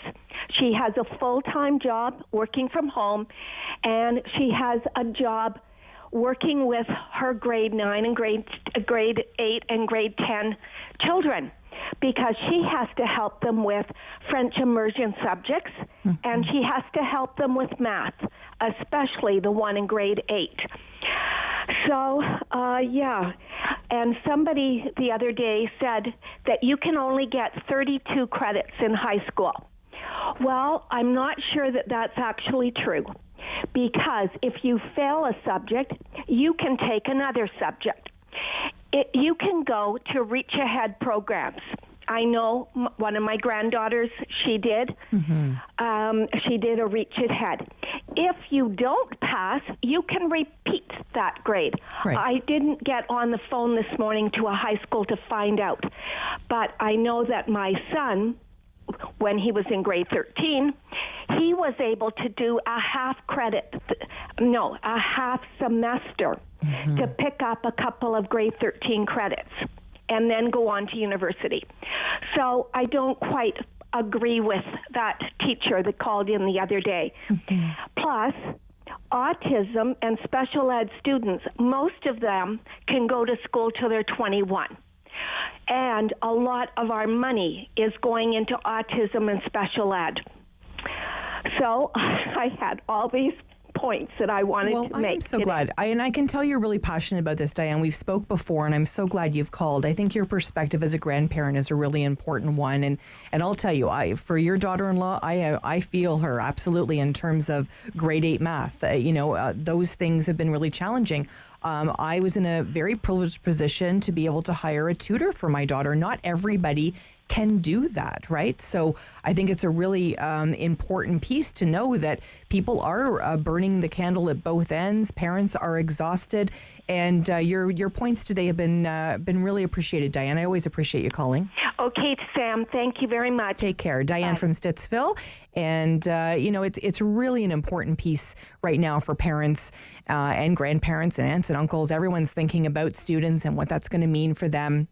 Certainly as they try to go through in terms of schooling. And I've said it once, I'll say it again. Who I'm really worried about is those grade 12 students. Are there grade 12 students in your family? Are you a grade 12 student? I would love to talk to you. I'm easy to chat with. You can call us here at 613-750-1310. And now we're going to chat with Heather in Canada. Hi, Heather. Hi, good morning. How are you doing? Good. Thanks for calling. Good. My comment is around the schools. I have several friends who are awesome parents, strong parents, but the moms now have, they've had it. They're done. My question is, could the teachers give the last 2.5-week curriculum to the parents so they can do it at home on their own without the kids having to sit at the machine all day? I have to be honest with you, Heather, as a parent of a grade 8 student, I would probably cry my eyes out if that was the solution, because I'm a single mom. I have to work full time. I don't even know how I would manage that. And to be honest with you, Heather, I'm good at a lot of things. I'm not a good teacher. Yeah. And I appreciate that we're trying to come up with solutions. Don't get me wrong. I'm not, I think it's an important point and I think it's a good one. But I think, I really think that would be the straw that broke a lot of backs in terms of parents. It really has been challenging to not only, we're become, and of course we want to be our children's friends, but we're their friends, we're their coaches, we're their teachers, and of course we're parents first. So it has been challenging for sure. Okay, just a question. Thank you so much for the call. Thank you so much. Heather from Canada. We want to hear from you. Give us a call, 613-750-1310. We're going to come back with a Talkback Hour on The Rob Snow Show on City News.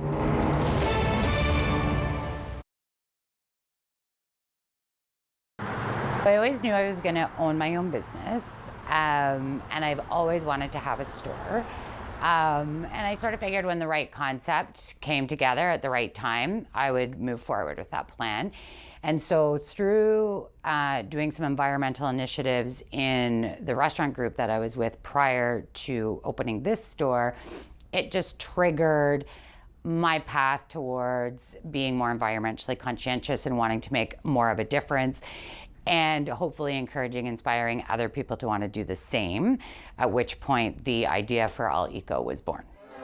I have some really fun products. I have a really wide spectrum of products. So the things we look for in terms of qualifying products are sustainably made, upcycled, recycled, zero waste, all natural, no harmful chemicals to the environment or to our bodies. We have fun stuff, so really clean burning candles, lots of really natural body care and skin care. I put a real emphasis on Canadian products. I really try to support up and comers, and I always source Canada first. The refill bar is really important to me. It's really huge. I think that's been exciting as well, because I thought it was going to be a real process in convincing people that this is a better way to go. And actually it was just right away there was a built-in affinity towards doing refill, which has been great. We closed, I think, probably we were closed down by before the second week of March. Just didn't feel we could comfortably or confidently stay open, even though I do sell essential products, in terms of the cleaning. But we just didn't feel we could make a safe space for ourselves or our customers at that time, and especially with the News, now on 101.1 FM and 1310 AM. It's Thursday, June 3rd. Good morning. I'm Andrew Boyle. Right now in Ottawa and in Smiths Falls, some rain and 16 degrees. Now here's what's making news this hour. 10 more people have died from COVID in the past day in Ontario. New figures from the province also show 870 more cases today. New cases from just under 34,300 tests. Now, 43 of these new cases are in Ottawa. No new cases today reported in Leeds, Grenville, Lanark, at least by the province. 3 more in Eastern Ontario and 2 in Renfrew. The test positivity rate is at 2.8%. It's a big day at Queen's Park. Opposition will have one last chance to grill the Ford government before the long summer break. Top of mind for many in opposition, why did Premier Ford choose to keep schools closed but possibly speed up business reopening plan? Prime Minister Trudeau will attend the morning's virtual ceremony to unveil the National Action Plan at 11 o'clock in response to the 2019 report by the National Inquiry into Missing and Murdered Indigenous Women and Girls. The plan is a framework of how the government will move forward, and this, once again, is going to be released at 11 o'clock. Air travelers who refuse the quarantine in that designated hotel by the federal government for 3 days when they arrive back in Canada will now face a bigger fine. It was $3,000.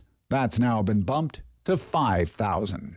City News Time, 10:31. I'm Andrew Boyle. For news anytime, follow up online at ottawa.citynews.ca.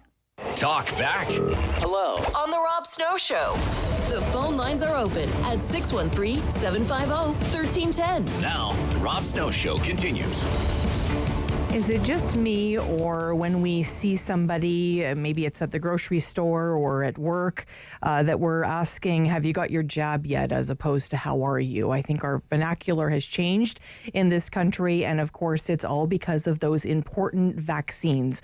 We wanted to speak with Anne in Ottawa about vaccines. Hi, Anne. Hi there, Sam. You know, every time I hear Ford getting bashed, and, you know, he's made mistakes. They all have. But the thing to me, it all gets back to supply of vaccines. Well, you were talking to Vera Etches, who I think is excellent, by the way. And what did she say? Well, it's lack of supply. That's why it's kind of a Hunger Games thing. I mean, you know, I'm 66. I don't even get my second dose till August 12th. I mean, that is really, really poor of a rollout compared to the rest. You know, look what's going on in the U.S. This means I will have lost another summer. I mean, with what is going on with these variants, I can't go see my sister at her cottage around Huntsville. I wouldn't feel comfortable going on the train now with just one vax, because I don't know. And it's sort of like, I listen to all these groups like teachers and everything. Why didn't they get vaccinated? Again, it comes back to, if we had tons of supply like they do in the U.S., we wouldn't be doing this kind of rationing. And I mean, Trudeau made a lot of mistakes, and a lot of things are not really being displayed honestly. One thing is, we had a capability to make vaccines. There were several companies that approached Trudeau, even March of last year, and they turned them down. And I don't know why. And why was he not ponying up money with the Operation Warp Speed? I mean, you know, vaccine companies, they're not charities. It costs them millions, billions of dollars to produce these products. They have to get money back. I don't think there's anything terribly, you know, capitalistic about that. And I absolutely agree with you. I think a lot of Canadians learned for the very first time that we didn't have vaccines in this country, that we didn't have a company within the borders of Canada. And we do. I mean, right. Because I listen not just to this station, but I listen to a lot of interviews on talk radio in Toronto, 1010 and 640 AM, etc. So, you know, Paul Lucas he used to be the head of, is it Glaxo? I forget which company it is. I believe so. But Yeah, I mean, he said that's what's going on here. Mm-hmm. You know, it's because they didn't put money in. You know, like Trudeau's very good about doing these displays of handing out money to this and that and apologizing to this guy and that guy. But when it got right down to it, he did not hold us a place in line, so we would have been first. I mean, this is ridiculous. Look what's going on south of the border, and we're looking like little hungry dogs looking in the butcher's window. Oh, I wish maybe I'll get a vaccine next. Right. You know, I mean, it's crazy. I think it's a good point because I mean, certainly on Facebook, I'm seeing my friends from the United States. They're having barbecues and they're going to events, and it almost feels awkward to me, right? I'm like, how can you be doing that? I know. But yes, I agree with you, and I think it's a really, really good point. I'm so grateful for your call today. Thank you. Thanks, Sam. Thank you. We want to chat, of course, with you here on the Rob Snow Show. I'm Sam Laprade filling in. We know that this is an opportunity for you to have your say, and I can't say enough. I'm willing to talk about anything. Rob's away, so, you know, we can talk about anything. It's okay. So lots of people, of course, want to talk about schools, about vaccines, and certainly on the minds of many, many Canadians, it certainly has been on my mind, is the 215 children in Kamloops, BC. The remains, of course, discovered at a residential school. We're seeing a number of businesses make decisions about how they're going to conduct business regarding this grisly discovery in Kamloops. Are you a business that's thinking about maybe doing things a little bit different? Are you thinking about the families? Are you thinking about the Indigenous community?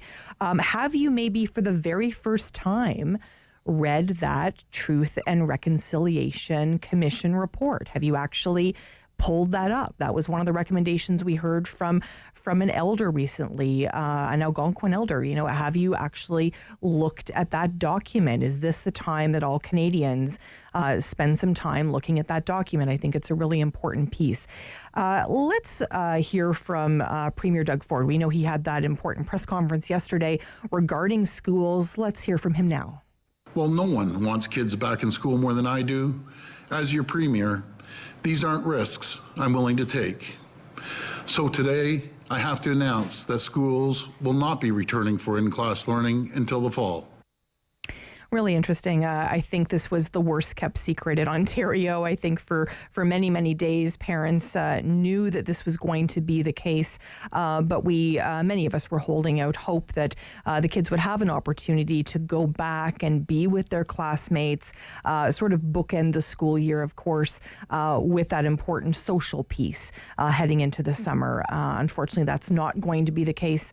Minister Stephen Lecce, of course, Education Minister Stephen Lecce, Health Minister Christine Elliott, and of course the Premier having that press conference yesterday indicating that they really don't feel that it's the right option for Ontario, and they're really trying to look ahead, of course, to a good summer.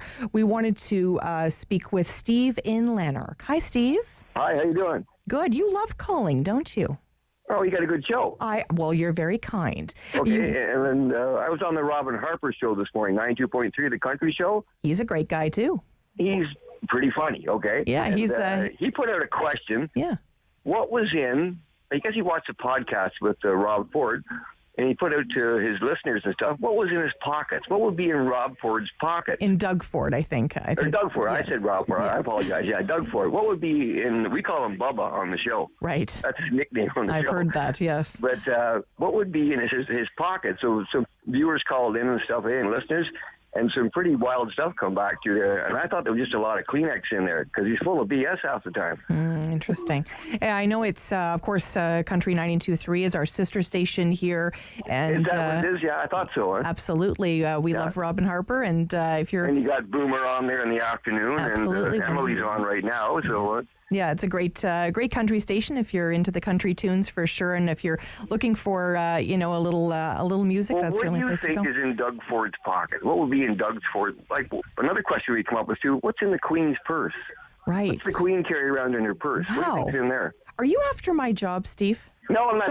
I feel like you might be after my job. That's a good question this morning. So it is a good question. I think. What's in the Queen's purse? What's the Queen carry around that purse? I heard there's nothing in there. Really, nothing. She's just doing it for show to match her outfit. Do you think? That's what it is. Oh, she doesn't need a credit card. Everything's all paid for, the whole 9 yards. She doesn't have to, run around with it. But maybe she's got a bit of money in there. Who knows? Well, Steve, you're never supposed to ask. You're never supposed to ask a lady what she has in her purse, Steve. Did you know that? That's true. Yeah, that's one of the things with women, right? You're supposed to ask what's in the purse. Absolutely. No, certainly. I think when we're thinking about, Doug Ford and all the decisions that he's making right now, of course, everyone's going to have an opinion. There's people stressed out. Well, and there's parents waking take a break. Well, and there's parents waking up today that are happy the kids aren't going back to school. They might have been frightened about their kid going back to school. Well, sure, I can see that taking place. Mm-hmm. The kids are going to learn, so they missed a bit of time. Okay, the kids we learn stuff every day. Yourself, myself, we all learn new stuff every day. They're going to pick up on it. It's just a little bit of a break right now, so. Right. Enjoy that break, and the kids are going to keep learning. Steve, I've got a question for you. Go ahead. Do you know any grade 8 math? No, I'm not very smart. I only got grade 3 education. Okay, because if you knew grade 8 math, I would actually ask you, looking for a little help from my own kid, because I'm not great at grade 8 math either, my friend. You're going to ask you about grade 8 math. Oh, well, she's asking, she's 13 years old, so she's working through her grade 8 crazy, likely. She is. She's a very, very smart girl. She's going to do excellent. She's smart like Mom. Oh, you're sweet. You're very kind. Okay, listen, here's one thing. When you're talking about your grade roots this morning, yes. Go out and get a bottle of whatever you got to get, and just do it yourself and see how it turns out. Whatever color you want to go. If my stylist heard you right now, Steve, he would. Yeah, but you got to pay your stylist $100. So why don't you just go save $100 and go do it yourself and see how it turns out, and maybe it'll turn out really hot. You never know. Very good advice. Thank you so much. Always love chatting with you. Go. Thank you so much, Steve from Lanark, giving us a shout there. I think he's called us every day this week. Do you think so, Dave? I think he's given us a shout. Right, yeah, I think he's calling us every day, which is great. We're looking forward to hearing from you as well. Let's hear as well from Premier Doug Ford in terms of the school closure. But I will not, and I repeat, I will not take unnecessary risks with our children right now. The fact is, we're fighting a third wave driven by variants. The variants are certainly on the minds of many people. I heard a doctor the other day call them the scariants, and certainly I don't mean that lightly. I think it is on the minds of many experts. We certainly don't want to be going in to a fourth lockdown situation. So I know it's certainly really important.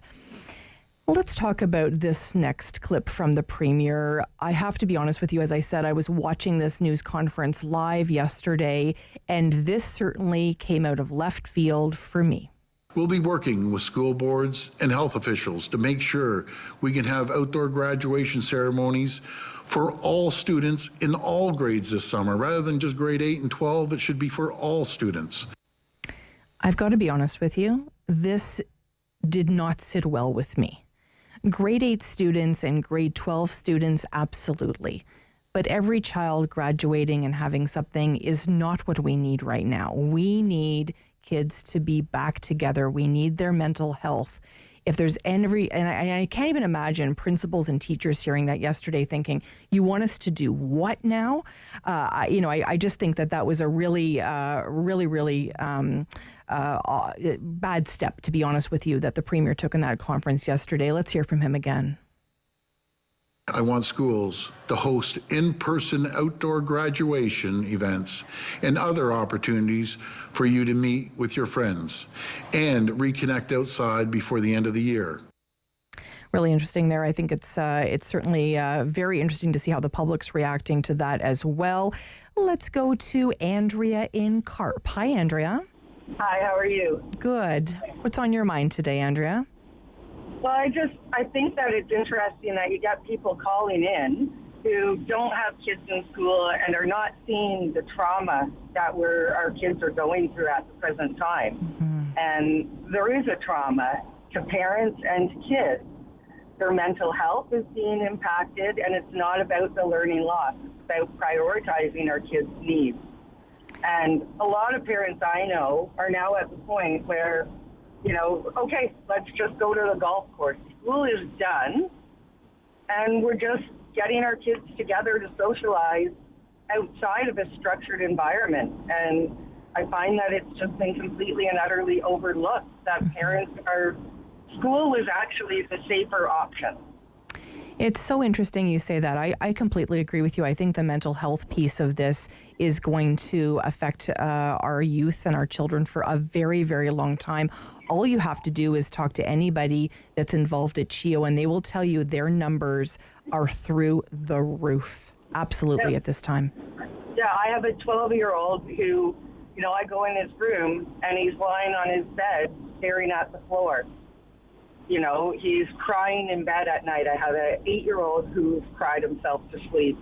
I have, these children, they need the structure. It is not fair to expect parents to I don't have internet bandwidth.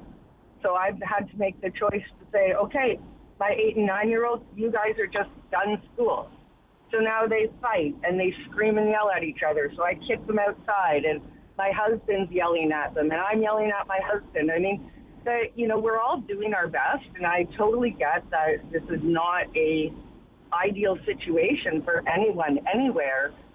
But to say that it was okay for 550 people to go to a hockey game because they're fully vaccinated during a stay-at-home order, or that we can now go to the golf courses or go play tennis, but we can't put our children into a supervised, structured environment for 3 weeks to give parents and children 3 weeks of relief during a very traumatic time for all of us. Kids will now have been home straight for 5 months.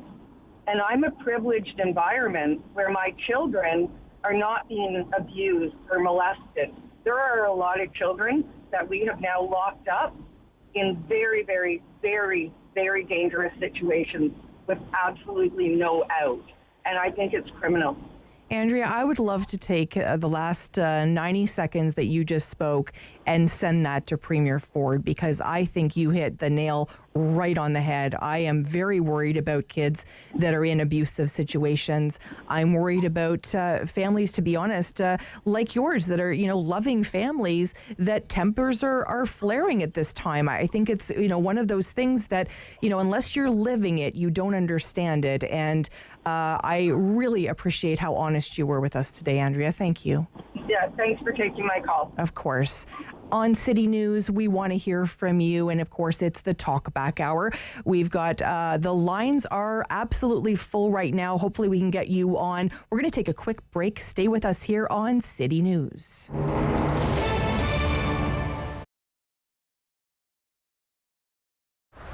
I'm blessed to be married to someone who is a scientist and spent a lot of time following what was happening over in China ahead of time. So he did give us the heads up that this was coming. Not that we believed him right off the bat, but when it did happen very, very quickly, we were prepared. We had hand sanitizer and we were set up to not close our doors.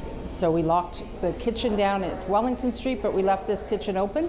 We put in protocols immediately. We only allowed our very small crew of 4 or 5 people in at the time. No deliveries were allowed to come in or out of the building without, they just weren't allowed in and out of the building. So we met them at the loading dock and had very strict protocols in place right away. We had masks and hand sanitizer and the whole thing. So we're very lucky from that perspective, and we're able to, learn as we went, as far as doing small, individually packed caterings, the frozen soup program, food for the Ottawa mission. So we didn't have to close the kitchen and then learn how to reopen it. We just were able to modify and shift as we needed to. Because of our partnership with the Ottawa mission, we were able to very quickly help support them. They were able to send us some product and some supplies, so it wasn't a burden on our business, and we were able to supply the staffing and the packaging to help produce that when they needed it the most. And we produced about 1,400 meals a week to complement their meals, and we started our soup program right away. We realized very quickly that there was a need in the community to get together and all work together, not only to support local, but also just to support all the people that were suddenly in a position of, being locked down and not being able to get out. So by starting that soup program, our community, our clients got online and started making donations for the soups. and we were able to produce the soups and get them back out to people that needed it.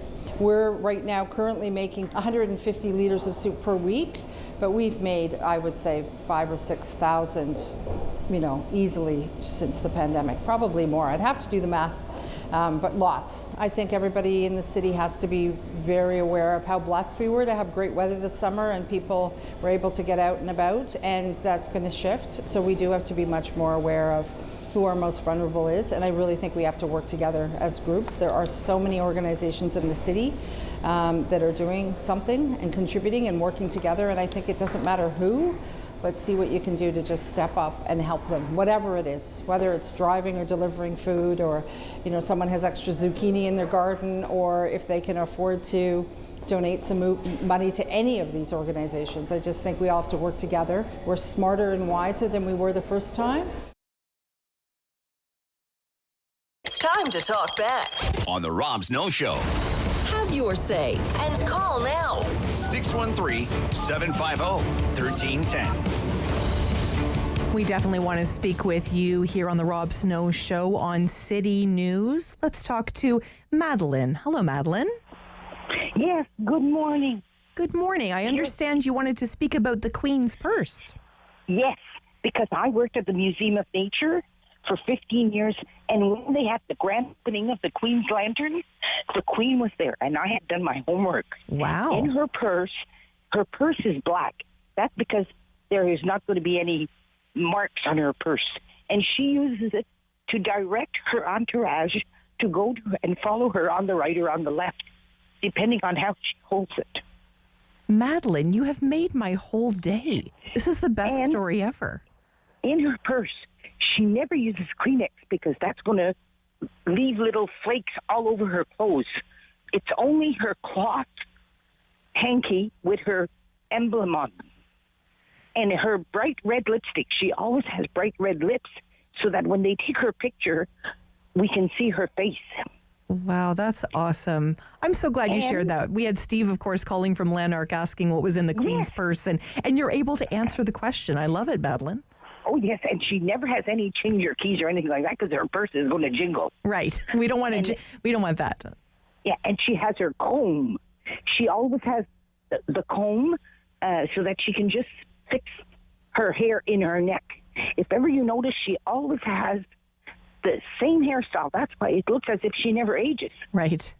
And her pink-rimmed glasses, they look pink or beige. She's been wearing the same glasses for as long as I've seen her. Right. It's amazing. And she's beautiful. I was not even 6 meters away from her. I saw her. And she's got the most beautiful blue eyes. And she had a white dress with yellow flowers with the blue jacket and the blue hat and the pearl earrings with the diamond on top and her 3-strand pearl necklace. An eyesight to behold. I'll never forget. Madeline, thanks so much for sharing that with us. We really appreciate it. Madeline, thanks so much, Madeline. We really appreciate you sharing that with us. Let's go to Rodney. Hello, can you hear me? Hi, Rodney. Welcome to the show. All right. Hey, how do I go on after that last caller? Do we want to talk about what's in my purse? Hello? I'm sorry, we're just having a bit of a technical issue there. Rodney, welcome to the show. I was joking around saying, how do I enter in after the last caller, because that was so interesting and entertaining. It was. It was amazing. I joked around saying, do you want to talk about what's in my purse? I love that. Thank you so much, Rodney. And you were calling about schools. I know this is an issue that has certainly, really been on the minds of so many parents. What's your perspective, Rodney? Well, I don't have kids. I see neighbors next door that are young that have kids that aren't in school. You know, one of them self-employed. One of them works for the government, writing legislation about all the stuff that's going on now. She used to work, I'll call it a 9-to-5 job. Now it's, much more than a 9-to-5 job. I see lots of different, stress with them. That, it's all COVID timing, for everybody. But, the area that I was going to approach on. Schools are there for learning, and sometimes in life there's different interruptions, and my observation listening to different news was all the kids just want to go back to meet their friends. Mm-hmm. They don't want to go back for their education, to see their teacher, to get more homework, to do more studies, to get more educated. They want to see their friends. So I'm thinking that was a good decision. The kids want to go back and socialize with their friends more than learn. Right, absolutely. Certainly my daughter was looking forward to seeing her friends for sure, absolutely. Rodney, thanks so much for your call today. I really appreciate it. And I love the purse quip. That's great. Thanks so much. I'd give you another one. Okay, very quickly. Well, different interruptions, and the kids haven't been to school that much, and some have, abilities maybe to learn online, and some not. It could be quite understandable that not all kids move ahead in their grade. You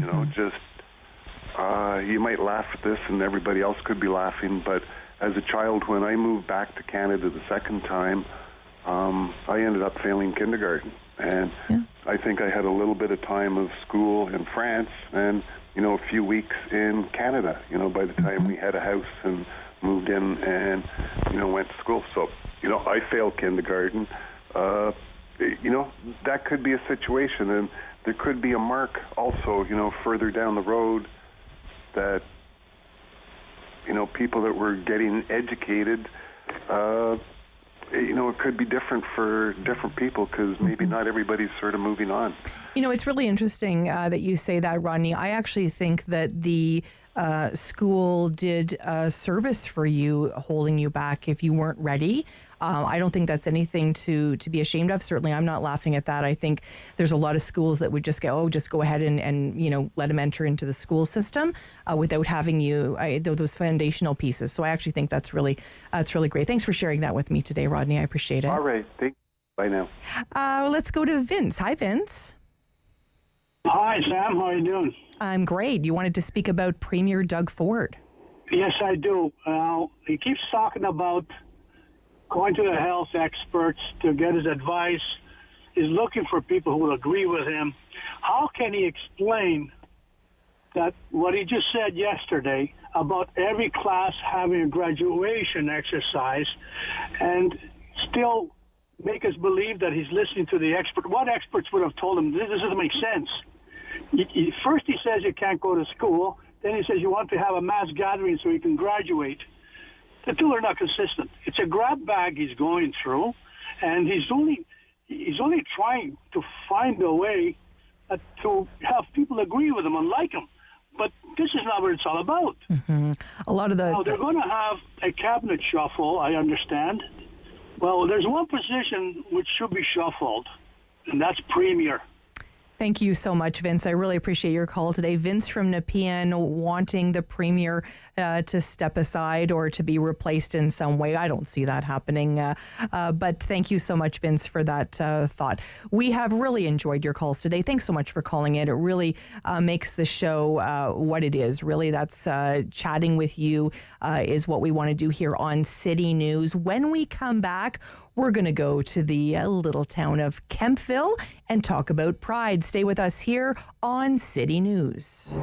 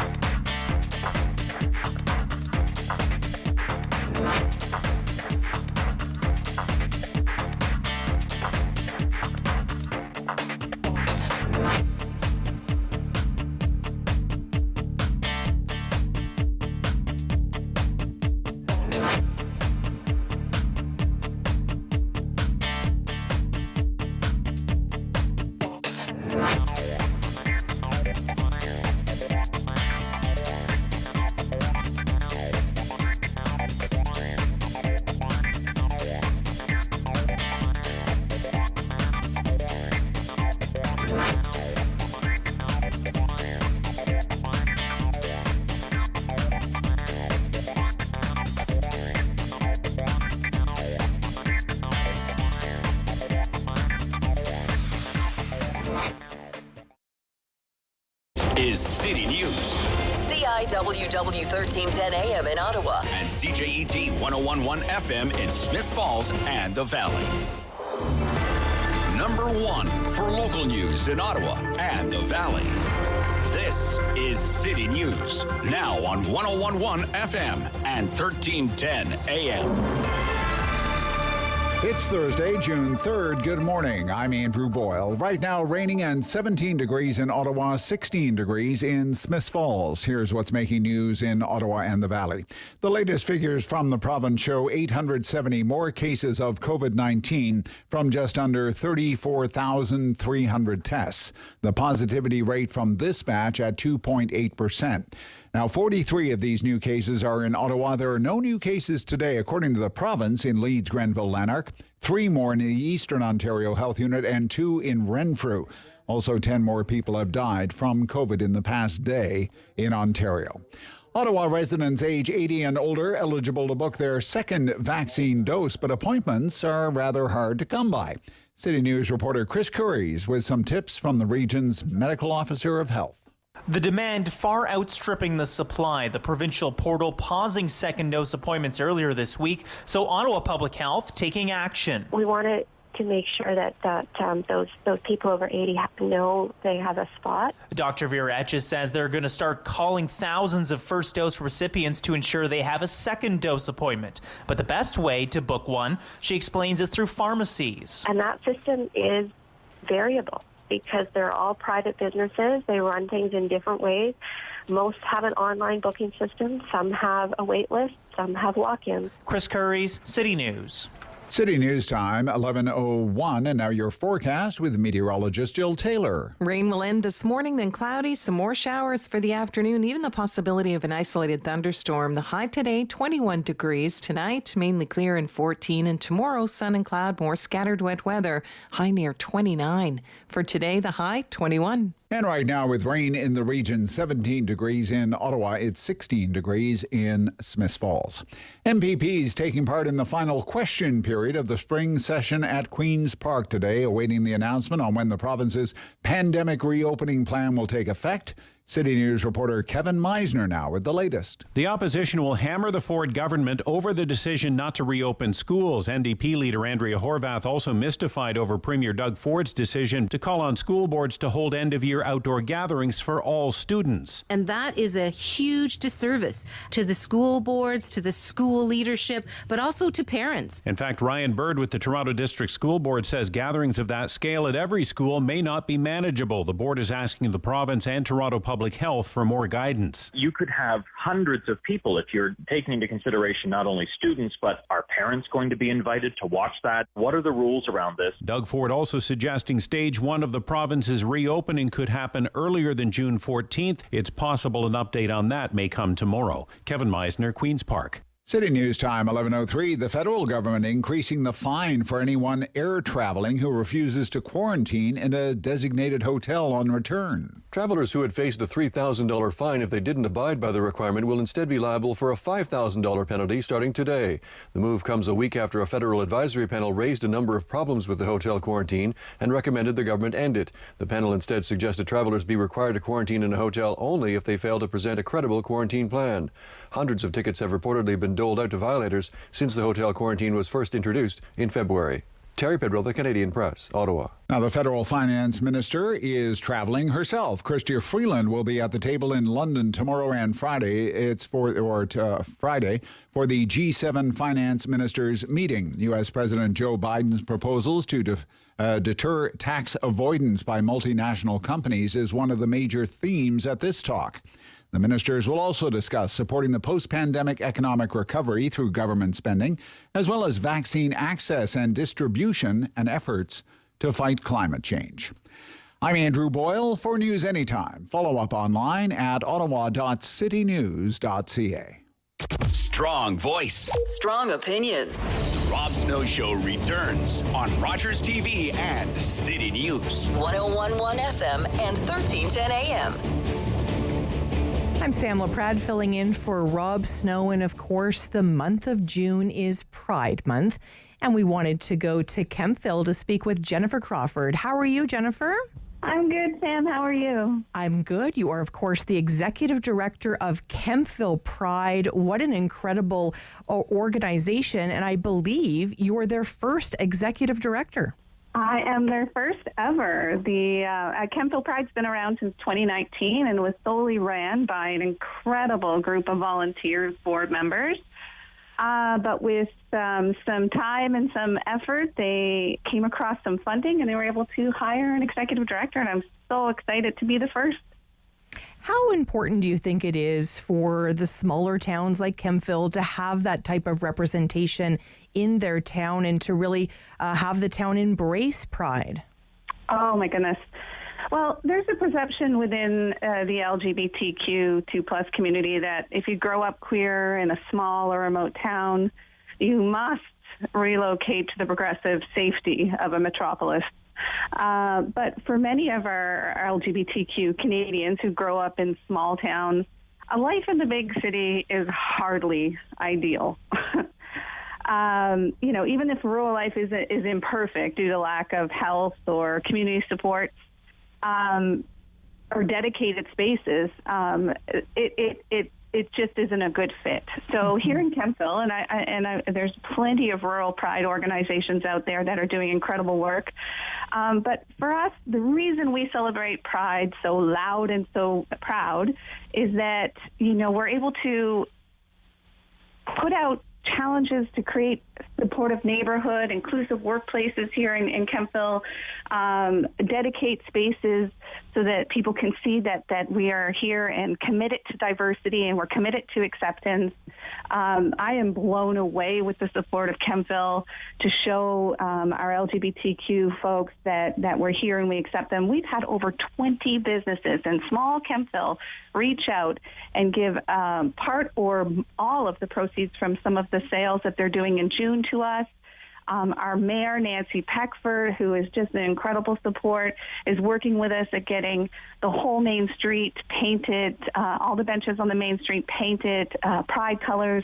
We're painting a crosswalk. The dog park in town, which probably gets the most traffic in Kemptville at this point, is going to have a bench there with rainbow colors. This is so important. It may seem like a small gesture, but for someone who's struggling with isolation or with lack of support, especially during COVID, seeing this can really, really make them feel like they belong. And I think it is those small things in a way that really create that culture, if you will. I had to take a quick jaunt out to Kemptville, and I stopped at a coffee shop, and right there was a Kemptville Pride sticker. And it sounds funny, but just that recognition of this town is accepting says a lot about the work that you have all been doing. Absolutely. Our window decals are flying literally off the shelves. So many folks, so many businesses are putting them out there, and that means so much. I can't imagine as a young LGBTQ youth walking into a business and seeing that decal just saying Kemptville Pride, show us your rural roots, is just something that makes someone feel completely at home and know that they are accepted for exactly who they are.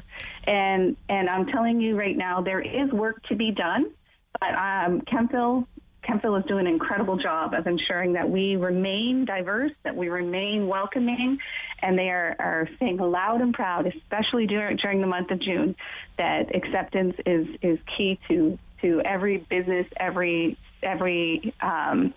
person who lives in Kemptville, that acceptance is something that's at the top of their list.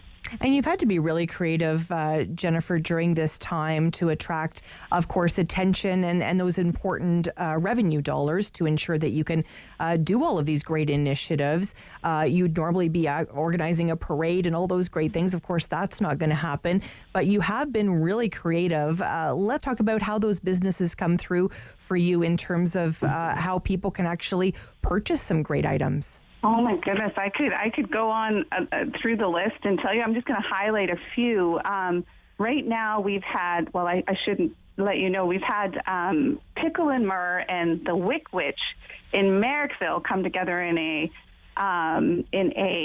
partnership and create a cupcake candle and caramel package that is adorned in pride colors and has "Love is Love" written all over it. And they made 85 of those candles for $45 a pop, and they were sold out within an hour. Amazing. We have some businesses such as J&M Automotive that are giving $2 from every oil change to Pride. We have people making at-home meal kits, and the meals are actually created with the colors of the rainbow, and parts of the proceeds are coming to us. There's so many to mention, but on our Facebook page, if you have a look and you're in Kemptville or you're coming for a visit to Kemptville, have a look and see all the folks that are supporting us, and be sure to support the local business. One of the big sort of side things that's come out of celebrating Pride is that our Shop Local initiative in Kemptville and North Grenville has really picked up, because that's part of what we're hashtagging everything. Kemptville Pride, Shop Local. These businesses are really doing incredible stuff here for us. It's so great to see, especially a smaller community come together and really be supportive. The volunteers that you have the pleasure of working with, what really is the goal of that board when they think maybe 2, 3, or 4 years down the way? What are they hoping for Kemptville? First of all, our board of directors are incredible. These ladies and gentlemen who come together in 2019 basically met in a Starbucks after a call from Holly Brown on Facebook saying, we need a Pride Parade. Holly Brown, our founder, basically said, I want my transgender child to see that her community supports her. And she made that a mission. And my goodness, has she ever come through with that.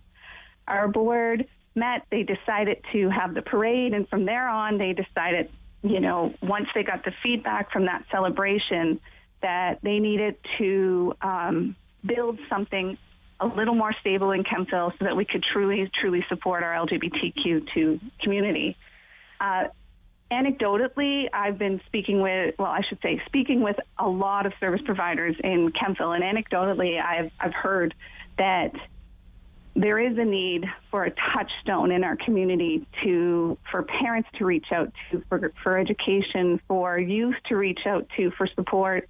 And as I go through the feedback that I've received from talking to pretty much everybody in town, that we need to, in the next 3 to 5 years, really have a spot in town that you can visit, that you can come in, maybe talk to a counselor, maybe just gather a spot in town that will support and celebrate not only how far the LGBTQ community has come, but to work on the things we need to do still. Mm-hmm.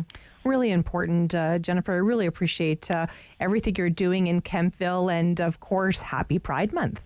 Thank you so much. Happy Pride to you. Thank you. Jennifer Crawford, Executive Director for Kemptville Pride.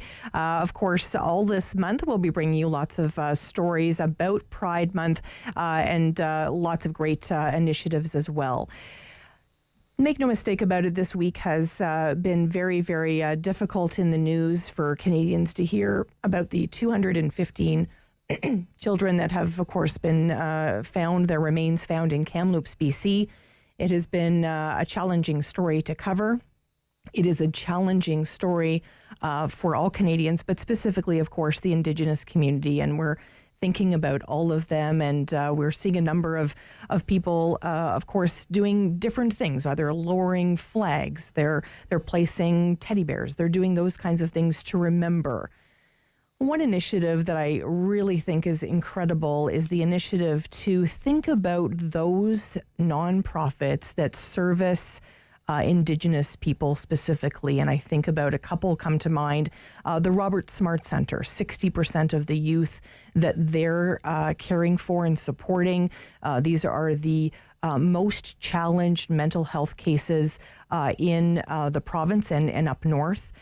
We think about the Robert Smart Center because they are really doing an incredible job. Maybe a gift, because we're all looking for ways to really to honor the 215 children. So the idea is maybe giving a gift to the Robert Smart Centre, or maybe it's the Wabano Centre, or maybe it's another Indigenous-led organization as a way of showing the Indigenous community that we are there for them. There's an idea for you here, of course, on City News. We'll come back after this short break.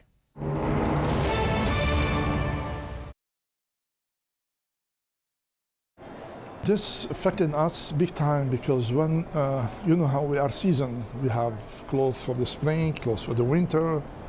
That time, lots of clothes didn't arrive on a time from Europe or from here because some factory shut down. So, and this put us in an odd position. We received not all the merchandise, part of the merchandise. And people, and for us, we have to be careful, you know, especially with the virus going on. Like, did affect the business, of course, like everybody else. We're not immune, and since the government helped, you know, this did a little bit good for us too, but still affected all the sectors, especially clothing. You know, you can see big corporation affected bad because nobody was like thought it's gonna be like this. You know, earthquake might happen, we joke about it before, things might happen, but this was like a third war, but with a virus. So how to survive, that's the question, and we're doing our best to work with the mall, especially rent in a mall is very high.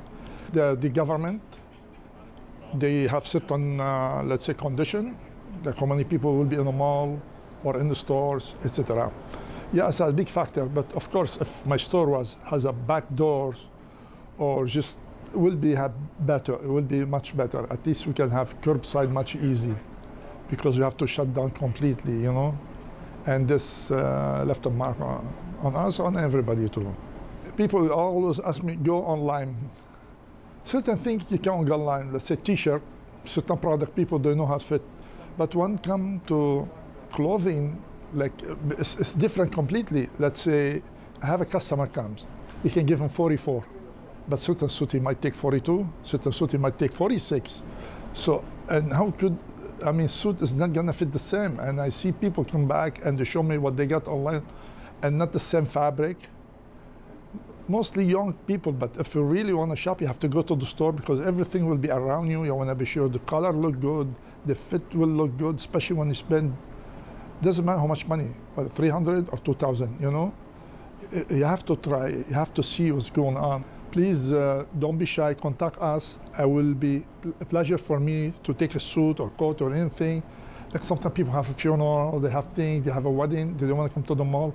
If I get all the information, I will go and meet them at their home or their business offices. I'm gonna start doing that, you know, and this will help the business and help the people. Like they're afraid to come to the mall for time being, or they're too busy at work. They cannot go anywhere at a certain time, so I'm glad to do that.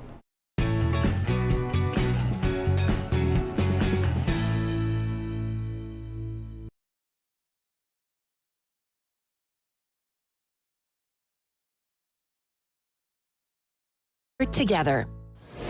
The world is changing. So keep up with Rob. The Rob Snow Show returns on Rogers TV and City News, 101.1 FM and 1310 AM. And the world is definitely changing, and in many ways, that is a good thing. We wanted to speak with Conservative MP Eric Duncan. How are you?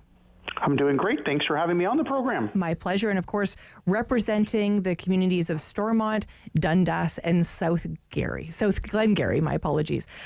Let's talk. We were just speaking with the executive director from Kemptville Pride about all of the initiatives that they're having in their community around Pride Week and Pride Month. I understand that you have also really been championing something in terms of gay people here in this country. Can you walk us through the initiative that you're undertaking? Sure, I'd be happy to. So one of the issues that we've been raising is that currently with Canadian Blood Services and Hema Quebec, for Canadians who want to donate blood, you go through an eligibility questionnaire, quite a detailed one with a wide variety of questions. And right now, for men who have sex with men, whether they are gay, bisexual, transgendered, for many years it had been a lifetime ban. If you'd ever were a man who had sex with a man, you could never donate. In 2013, they changed that to a 5-year, what they call a deferral period. And then since then, it's been down to 1 year and now currently at 3 months. With all the science and technology that we've got and the advancements that we've seen with the testing technologies and everything going on and the progress we've made, and the reason this was done was back in the 1980s with the HIV/AIDS crisis. We've seen the situation drastically improve since then. And again, as I said, the science and technology. The Liberal government in 2015 promised to end the gay blood ban. They promised to do what they wanted to do, and what we're proposing to do actually is getting them to keep their promise. By not asking these questions about sexual orientation, it shouldn't matter whether you're gay or not. It should be based on sexual behavior. Are you using protection, the number of partners that you've had? So we've been putting a lot of pressure on the government, and particularly with Pride Month here, giving them some solutions on how they can switch over to this. The Canadian Medical Association, their membership, the All Blood is Equal campaign, which is a large umbrella organization of numerous LGBT organizations, are all calling for this, and it's long overdue to get changed. It really is something that I think is on the minds of many people because, I often speak about Canadian Blood Services and how they're so desperate, especially during this pandemic, for donors. And we know that blood only lasts 42 days on the shelf. So there is a high demand. Where do you think this is going to go? Is this something that you think is going to actually come to fruition anytime soon? Well, it's been very frustrating. Again, the government did promise us 6 years ago, and what they're saying is, they're studying and they're looking at it. And the frustrating part of all this, and a couple things just for viewers that may not be, many people are surprised that this ban is still in effect, and a lot of people are very surprised at that. But one of the things to confirm is that before blood is given for a transfusion to any individual, Canadian Blood Services and Hema Quebec, they screen and test every single donation that comes in. The issue is a window period that science hasn't perfected yet, where somebody could have an infection and it doesn't show up in the blood supply for, in some cases, depending on the issue, a couple of weeks or up to a month. So what we're saying is again, there's a very simple fix here. We're not talking about just opening up, and removing questions and eligibility. We're saying base it not on sexual orientation. It perpetuates a stigma or discrimination, really, against men who have sex with men in the LGBT community, and go to it based on their. And framing it this way, if you're a monogamous gay couple who are married living in downtown Ottawa, why should you be disqualified simply for being gay and being with your partner exclusively forever? It just doesn't make any sense. There's a smarter way of doing this. And I've been speaking out about this, and there's been a lot of frustration because I can't figure out for the life of me why the government just can't make this safe change to change the questionnaire, keeps the blood supply just as safe, and to your point, there are men that want to step forward to donate blood and they can't because of this rule. It safely allows more people to donate blood in a time of need. Other countries, what do they do, Eric? There's a mixture, but more are moving to that the behavior-based questionnaire and those styles of questions. I'll give credit to the United Kingdom. It was a Conservative government there, Boris Johnson and the United Kingdom Conservatives. They've moved this to say, where again, if you are a man who has sex with a man in a monogamous relationship, only had one partner in the last 3 months, in going, and that you can donate blood. I believe that's starting in July. So they've showed some great leadership, and I think there's a lot of things we can learn from what they're doing. It again is a safe and balanced approach there. So numerous other countries, and unfortunately Canada's behind. And I go back as we celebrate Pride. I did a press conference on the Hill this week, bringing this issue up again, proposing the solution of what we're talking about, and pressuring the government to use the tools that are available to the health minister. And Canada's behind on this, and we're going to hear a lot of statements this month for Pride Month celebrating celebrating it and everybody's saying we've got your back. And here's something very, very specific the Liberal government can do to end discrimination, and they refuse to do so. So to me, there's a difference between talking a good game and actually being able to deliver on it. And that's what we're calling them out for. They're the first to show up for a photo op. They're the first one to go and attack other people. And when it comes to something tangible and meaningful that they can do, they throw their hands up and say there's nothing they can do about it. We're speaking with Conservative MP Eric Duncan. Eric, why is it so important that this be led in many ways by you and by the Conservatives? Many people in this country don't feel that the Conservative government supports gay people at this time. Well, we're showing otherwise. We're showing that there are issues that we're championing, we're going on, the blood ban being one of them. And there are numerous issues during Pride Month from a health perspective. And also, I think when we look at youth issues, we look at youth suicide, homelessness rates, and there are ties that those who are members, young people who are members of the LGBT community, face higher homelessness rates, higher suicide rates. And we need to speak up and talk more about that and propose solutions and make a meaningful difference. So I'm proud numerous of our colleagues are out there raising these issues during Pride Month, and we're getting on the radar, letting people know, yes, we are here, we are standing up and talking about these issues. And I respectfully go back again. The Liberals, they talk a good game and they make all these feel-good statements and they don't back it up with concrete action. We're proposing to say, you've had 6 years, you've had the opportunity, you haven't done it. So, stop the virtue signaling, and actually make some tangible action. So I'm proud of our colleagues. We're proposing real solutions that make a big, big difference and actually affect change. During Pride Month, this should have been done a long time ago. And I've said this year during Pride, again, unfortunately, we're not going to be celebrating in the normal ways. What a better way and more meaningful way to say we ended the blood ban during Pride Month this year when we couldn't normally celebrate in other ways. Let me ask you this. Many of our listeners may be thinking, what can they do? How can they sort of put their voice behind this? What advice would you have for them, Eric? So a couple of things. I created a website, endthebloodban.ca. I would encourage people to go on there. There's an opportunity to add their voice to say that they want this change to be made. And we're sending email updates to people of things that are going on, initiatives, emailing their member of parliament, regardless of party, letting them know that they support the change. They're aware that this discrimination exists and they support the safe change proposed about changing the questions that are asked in the questionnaire, not making the blood supply any more unsafe in any way, and just keeping the pressure on. The more that Liberal MPs on the government side hear their constituents saying, look, this isn't right, I'm aware of it, I'm aware of a solution, you need to move on this and show leadership, I think it's better as well. And for those that sign up on the website, we're going to be sending out a formal House of Commons petition that was just launched this month, calling on the government to act. So raise your voices, regardless if you're an ally of the community, if you're a member of the community, speak up, make sure the government knows that you're aware of this issue and you want to see action. Thank you so much, Conservative MP Eric Duncan from Stormont, Dundas, South Glengarry. Thank you so much and happy Pride. Happy Pride. Thank you very much for having me on. Thank you. A little bit later in the show, we're going to be speaking with Mayor Jim Watson. You will definitely not want to miss that. We're going to be talking to him about the announcement from Premier Doug Ford, of course, yesterday regarding schools. We're going to talk to him about a couple of other topics too. So make sure you stay with us here on Rogers TV and City News.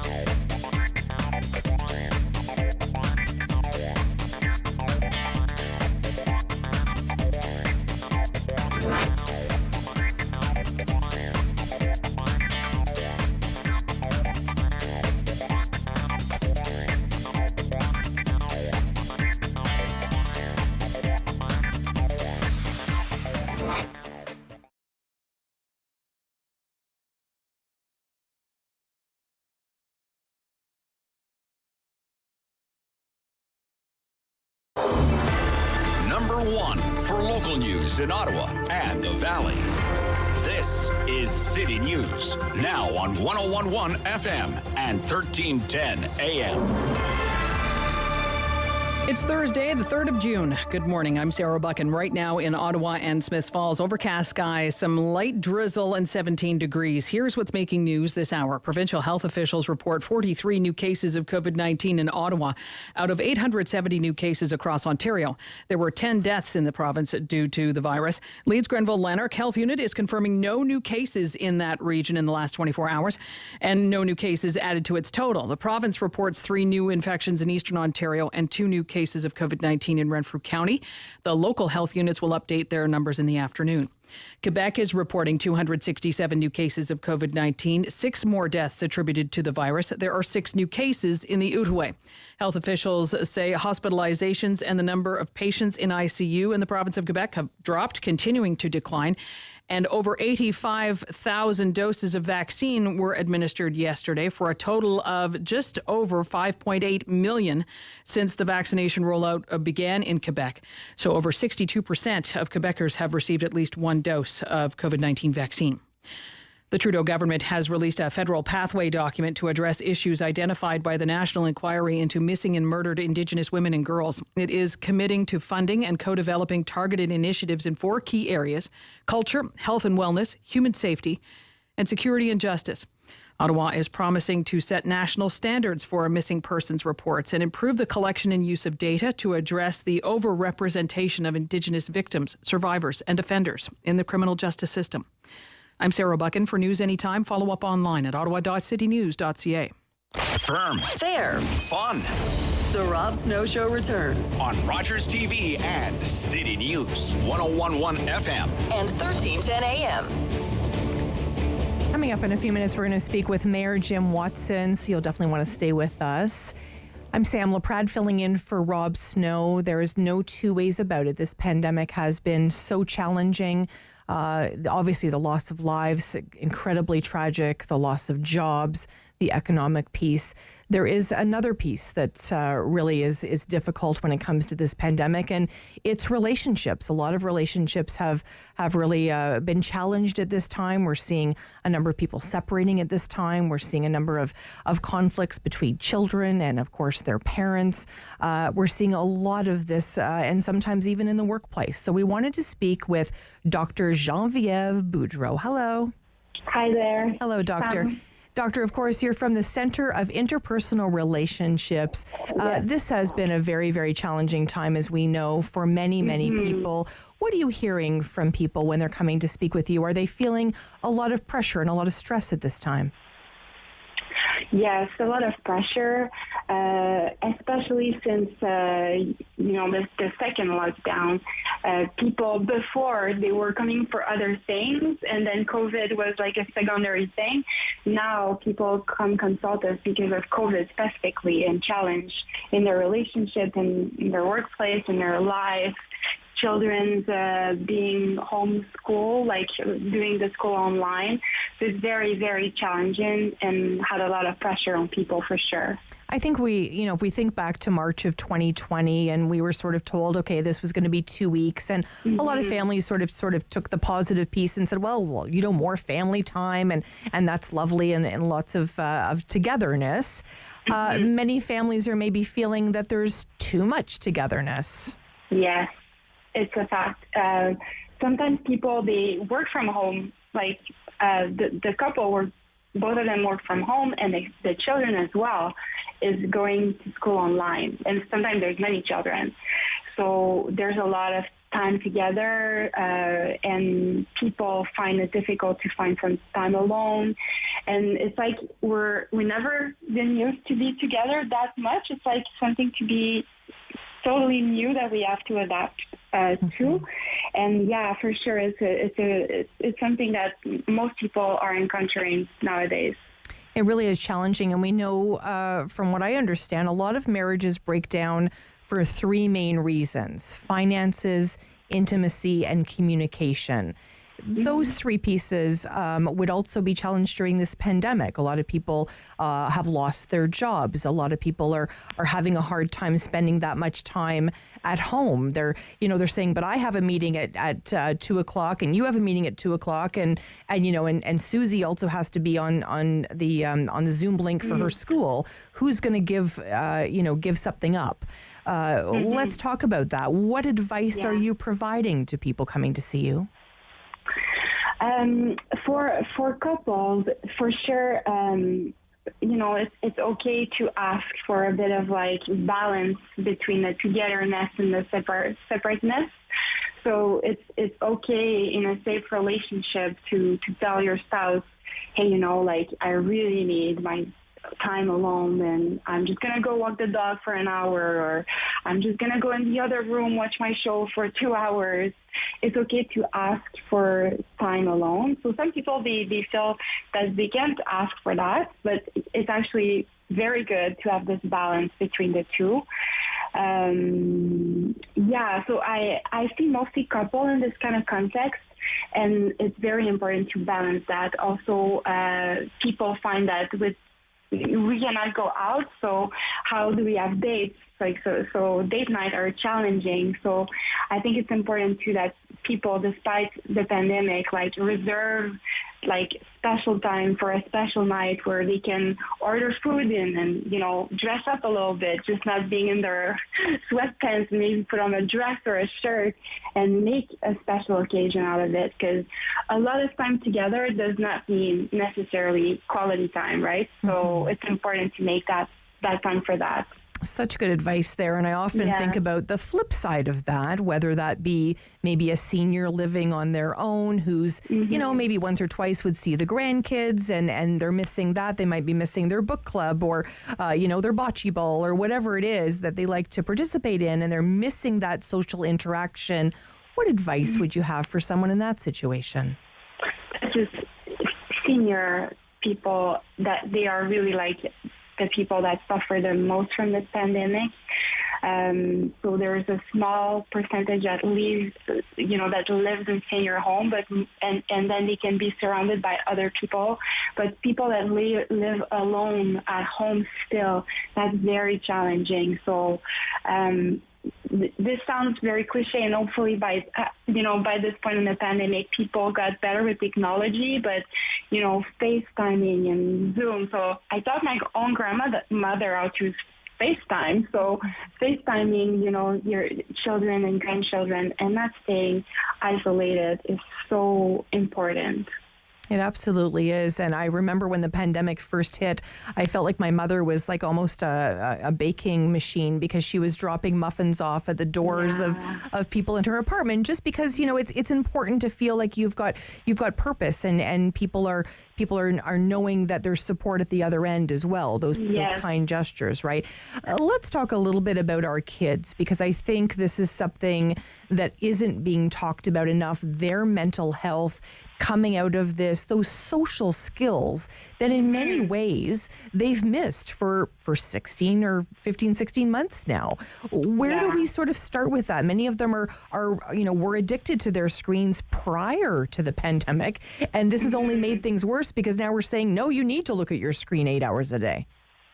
Yeah, that's very hard for kids, because they're also they need to be more autonomous, like going online and listening, where usually in school, their teacher tell them to go there and to do that. Now they're alone, and sometimes the parents are working, so it's very challenging for them. And the socialization, obviously, they're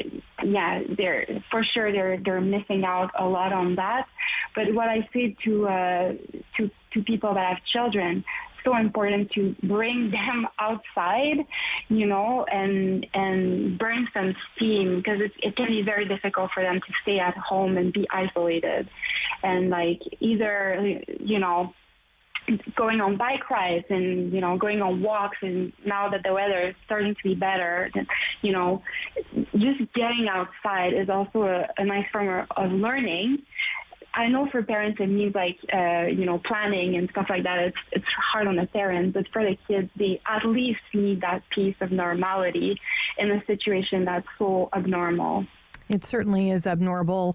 Yeah. I often think about a group of people that I don't think we're talking about enough as well, and that is caregivers. We know that people are, really caring for, whether it be maybe someone with dementia or maybe it's a child on the autism spectrum, and they would normally have opportunities for respite. And let's be honest, those opportunities in many, many ways have gone away. And the mental health of those caregivers, and that's 24/7. I mean, that's 2:00 in the morning, that's 2:00 in the afternoon. What advice would you have for a caregiver that maybe feels that they're just really at their last straw? That's a good one. That's a very difficult one. It's such a difficult situation. It's hard to have an answer that's just like all made for these people. But yet again, reaching out, like, as we cannot really socialize in person, but any way we can reach out to people and not isolate in that, like calling a friend or going on a social distance walk with someone, like anything that break the isolation is a good thing for sure. But we have to, sometimes there's no sense in a situation like that, and it's super difficult. Having empathy for oneself, self-compassion, like doing some self-care too, like even though they're taking care of someone 24/7, like having a nice bath or doing something for themselves is very, very important. We're speaking with Dr. Genevieve Boudreault from the Center of Interpersonal Relationships. I think, as we go through this pandemic, it has been so challenging on many, many people. And of course, then we're learning about the tragedy in Kamloops. 250 children are found. Their remains are found on a residential school property. There's grief. There's that grief. Of course, the grief of people that have been lost during this pandemic, the grief of lost time, the grief of job loss. What are your sort of advice for us regarding grief, Dr. Boudreault? There's a lot of loss in this pandemic for sure. This is important. As I said, making sense of a senseless situation is very difficult. We talk a lot about resiliency, resiliency being able to adapt to difficult circumstances. And a pandemic like the one we're facing is a bit like this kind of trauma that we need to be bouncing back from.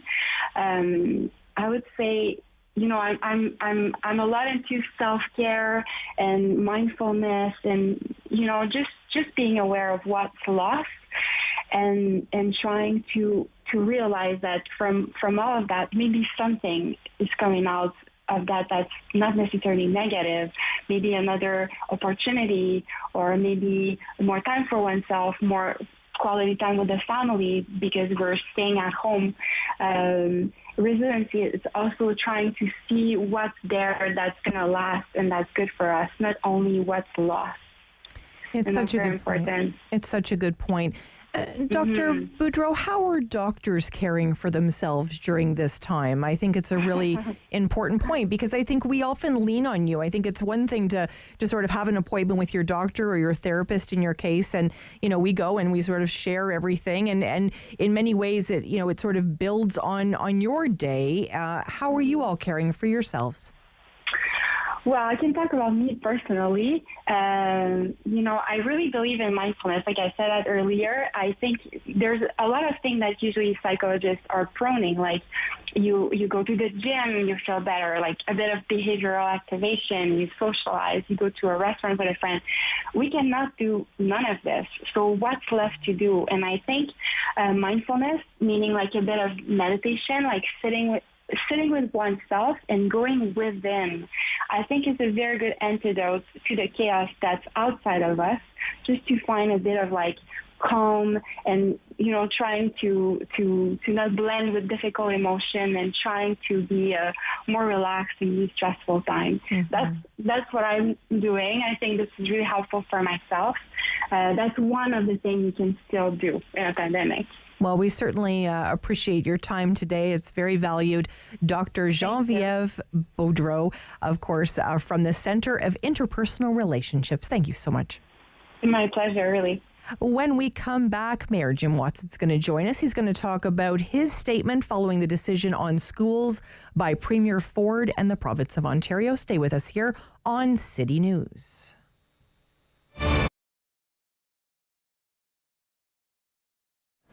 It started out with a small outdoor booth in what was called Artist Alley, which is actually the area just outside our store on William Street, where for a couple of years we sold our jewelry directly on the street. And then we slowly evolved to having an indoor location in this building, 55 Borrowed Market Square. We then moved to another location in Place de Ville, and then moved back down here on Dalhousie Street at Irrigere in the 90s. And then back into this building again in 2000 as a collection. I do a collection of jewelry called Cirque that's mainly beaded work with a combination of semi-precious and vintage beads. And then she does a hat collection called Fanfreluche that's all cut and sewn hats in a variety of fabrics and for all of the seasons of the year. We've curated and sourced the artisans that we represent in a lot of different ways over the years since it's been, since 1985. Some people come to us since we're known, and other artisans that we represent might recommend that they come and see us. Some people we find at craft shows, or we see their work, somebody wears it in, and we go and track it down and bring it. And then some people, interestingly, are with us in one medium, and then sometimes they evolve to another. They're all Canadian and mainly local. With the roughly 50 people that we have, I'd say more than half of those are Ottawa-Gatineau, and then the rest are from other cities in Canada, Montreal, Toronto, Vancouver, etc. If you can afford it, go to a small business and spend some money. It's lovely when you come in and give me a pep talk and tell me how much you love this place and you've been coming here for years. But if you can afford it, please spend some money too, because all the pep talks in the world are not going to pay my rent, which is still full rent even when we're closed. Then secondly, if you can't afford to spend money, follow the businesses that you want to support on social media. Go to their Instagram, go to their Facebook, follow their Twitter, and then retweet, share their Facebook page, like and comment, because if you can't afford to, as many of us can't right now, to do extra expenditures, doing all of those little things like that will raise the visibility of those small businesses and hopefully for them result in some online or curbside or other business for them.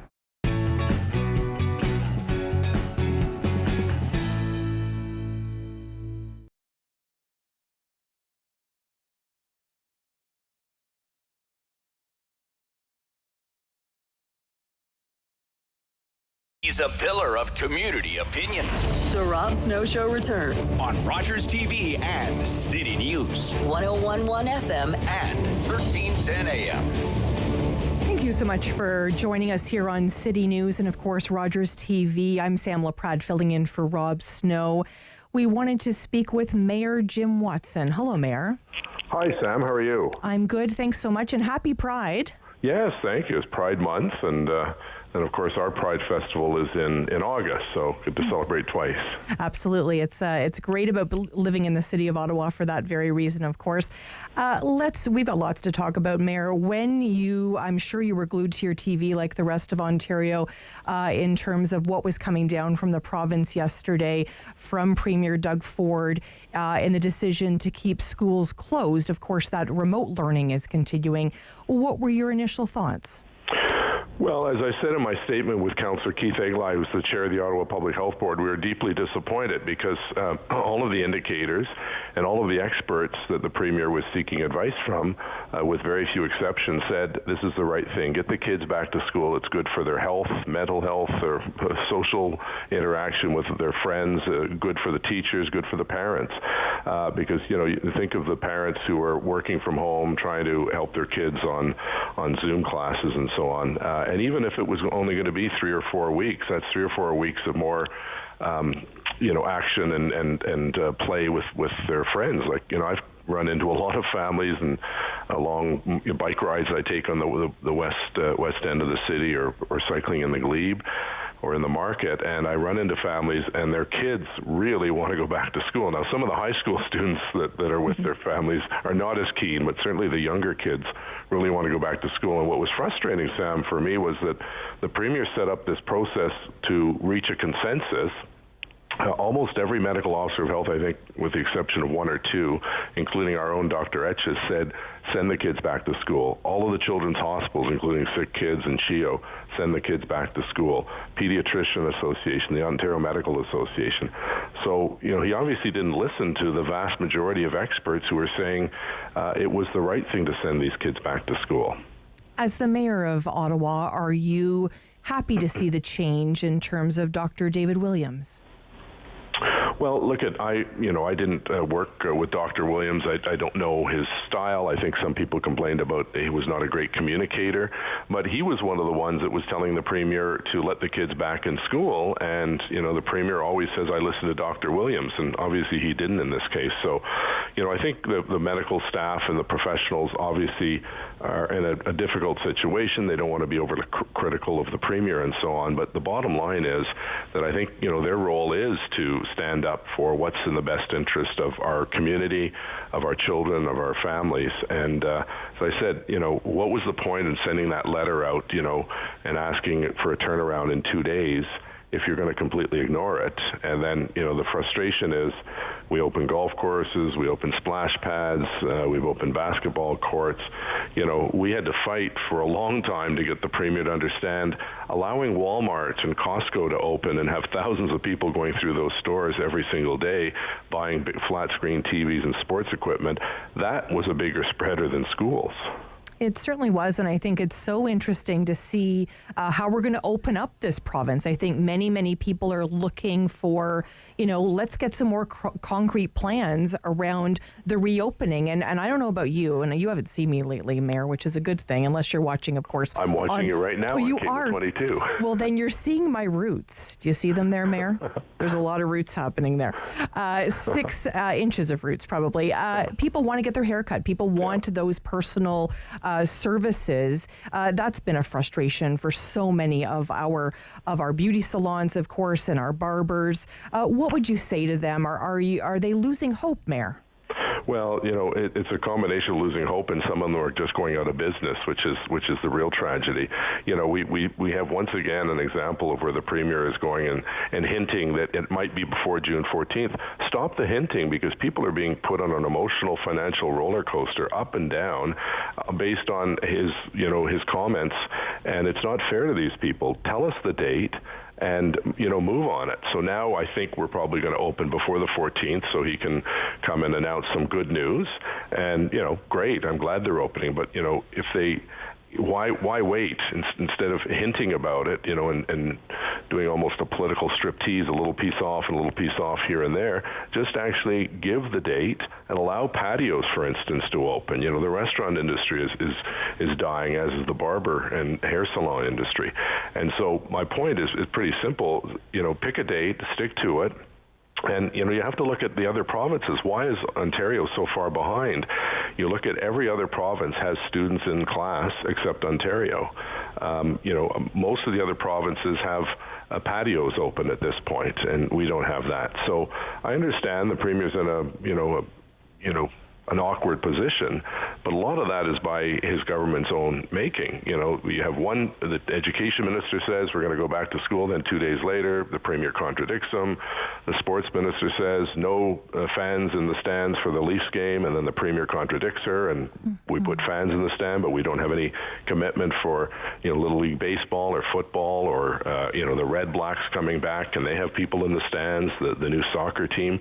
So there's a lack of information, or when we do get information, everyone now has to second guess. Is this just a trial balloon? Is he going to flip-flop on it? It's very frustrating, and we're at the bottom end of the heap. We're having real troubles with the provincial booking system. Right. They've admitted they're glitch after glitch, then they fix it, and then they don't give us our fair share of doses. I think we need to get the province to recognize we're the second largest city, and to get treated fairly. We're not asking for excessive amounts. We didn't say anything when they brought the vast majority of doses to Toronto and Peel because they were the hot spots, but we're still seem to be getting shortchanged on doses because people are frustrated. They try to get their 80-year-old grandfather an appointment. There's no appointment because there's no doses. Mm-hmm. My mom has to go to Winchester for her second dose, Mayor. So that's completely unacceptable. People should be able to go into a place close to their home, close to transit, and we continue to push the province on this. Other mayors, we had a conference call with the big city mayors. They're feeling the same frustration in their communities across Ontario. Let me ask you this, Mayor. This has been a very tragic week in this city. Lots of violence in the city, gun violence, 4 young men losing their lives. As the mayor of this city, what words would you have for residents to assure us that you're doing everything you can, as well as Chief Slowly? Well, first and foremost, notwithstanding the tragedy of the lives lost, the bottom line is that Ottawa is very much a safe city. Every statistic proves that across the country. We just happened to, in the last week, have 4 deaths, which obviously is worrisome. And I spoke with the chief, and he gave a briefing, and I spoke at the Police Services Board on Monday about ramping up presence in the particular neighborhoods. We still have to deal with, obviously, the roots of the violence, and a lot of it is tied to the drug industry and guns coming over from the United States. And we had a very good year last year with very few homicides, and 100%, I believe, of those cases were resolved in terms of the perpetrator brought into the justice system. So we do know some of the suspects. Canada-wide warrant has gone out for them, and hopefully they will be captured and brought through the justice system as quickly as possible. Always a pleasure to catch up with you, Mayor Watson. Thank you so much for your time today. My pleasure. Thanks, Sam. Take care. Thank Bye-bye. you. We've had such a great show today. Really lots of great information, of course, hearing from Mayor Watson, hearing earlier in the day from Dr. Vera Etches, sharing her thoughts on vaccines and schools. And, of course, we heard from you, and we love that here at City News, hearing your opinion. I'm going to be in this chair again tomorrow with the amazing David Tripp. He's producing this show and doing a fantastic job, filling in, of course, for Rob Snow. Keep it locked here to City News. You'll want to keep up with Sarah Buchan and Mark Day as they bring you the news. And, of course, coming up, my colleague Mark Sutcliffe. Stay with us here on City News. The Rob Snow Show. Weekdays 9 to noon on Rogers TV and City News.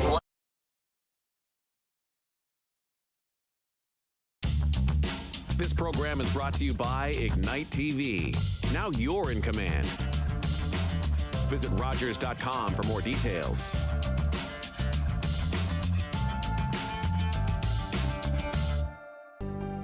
Call the Rogers TV viewer response line.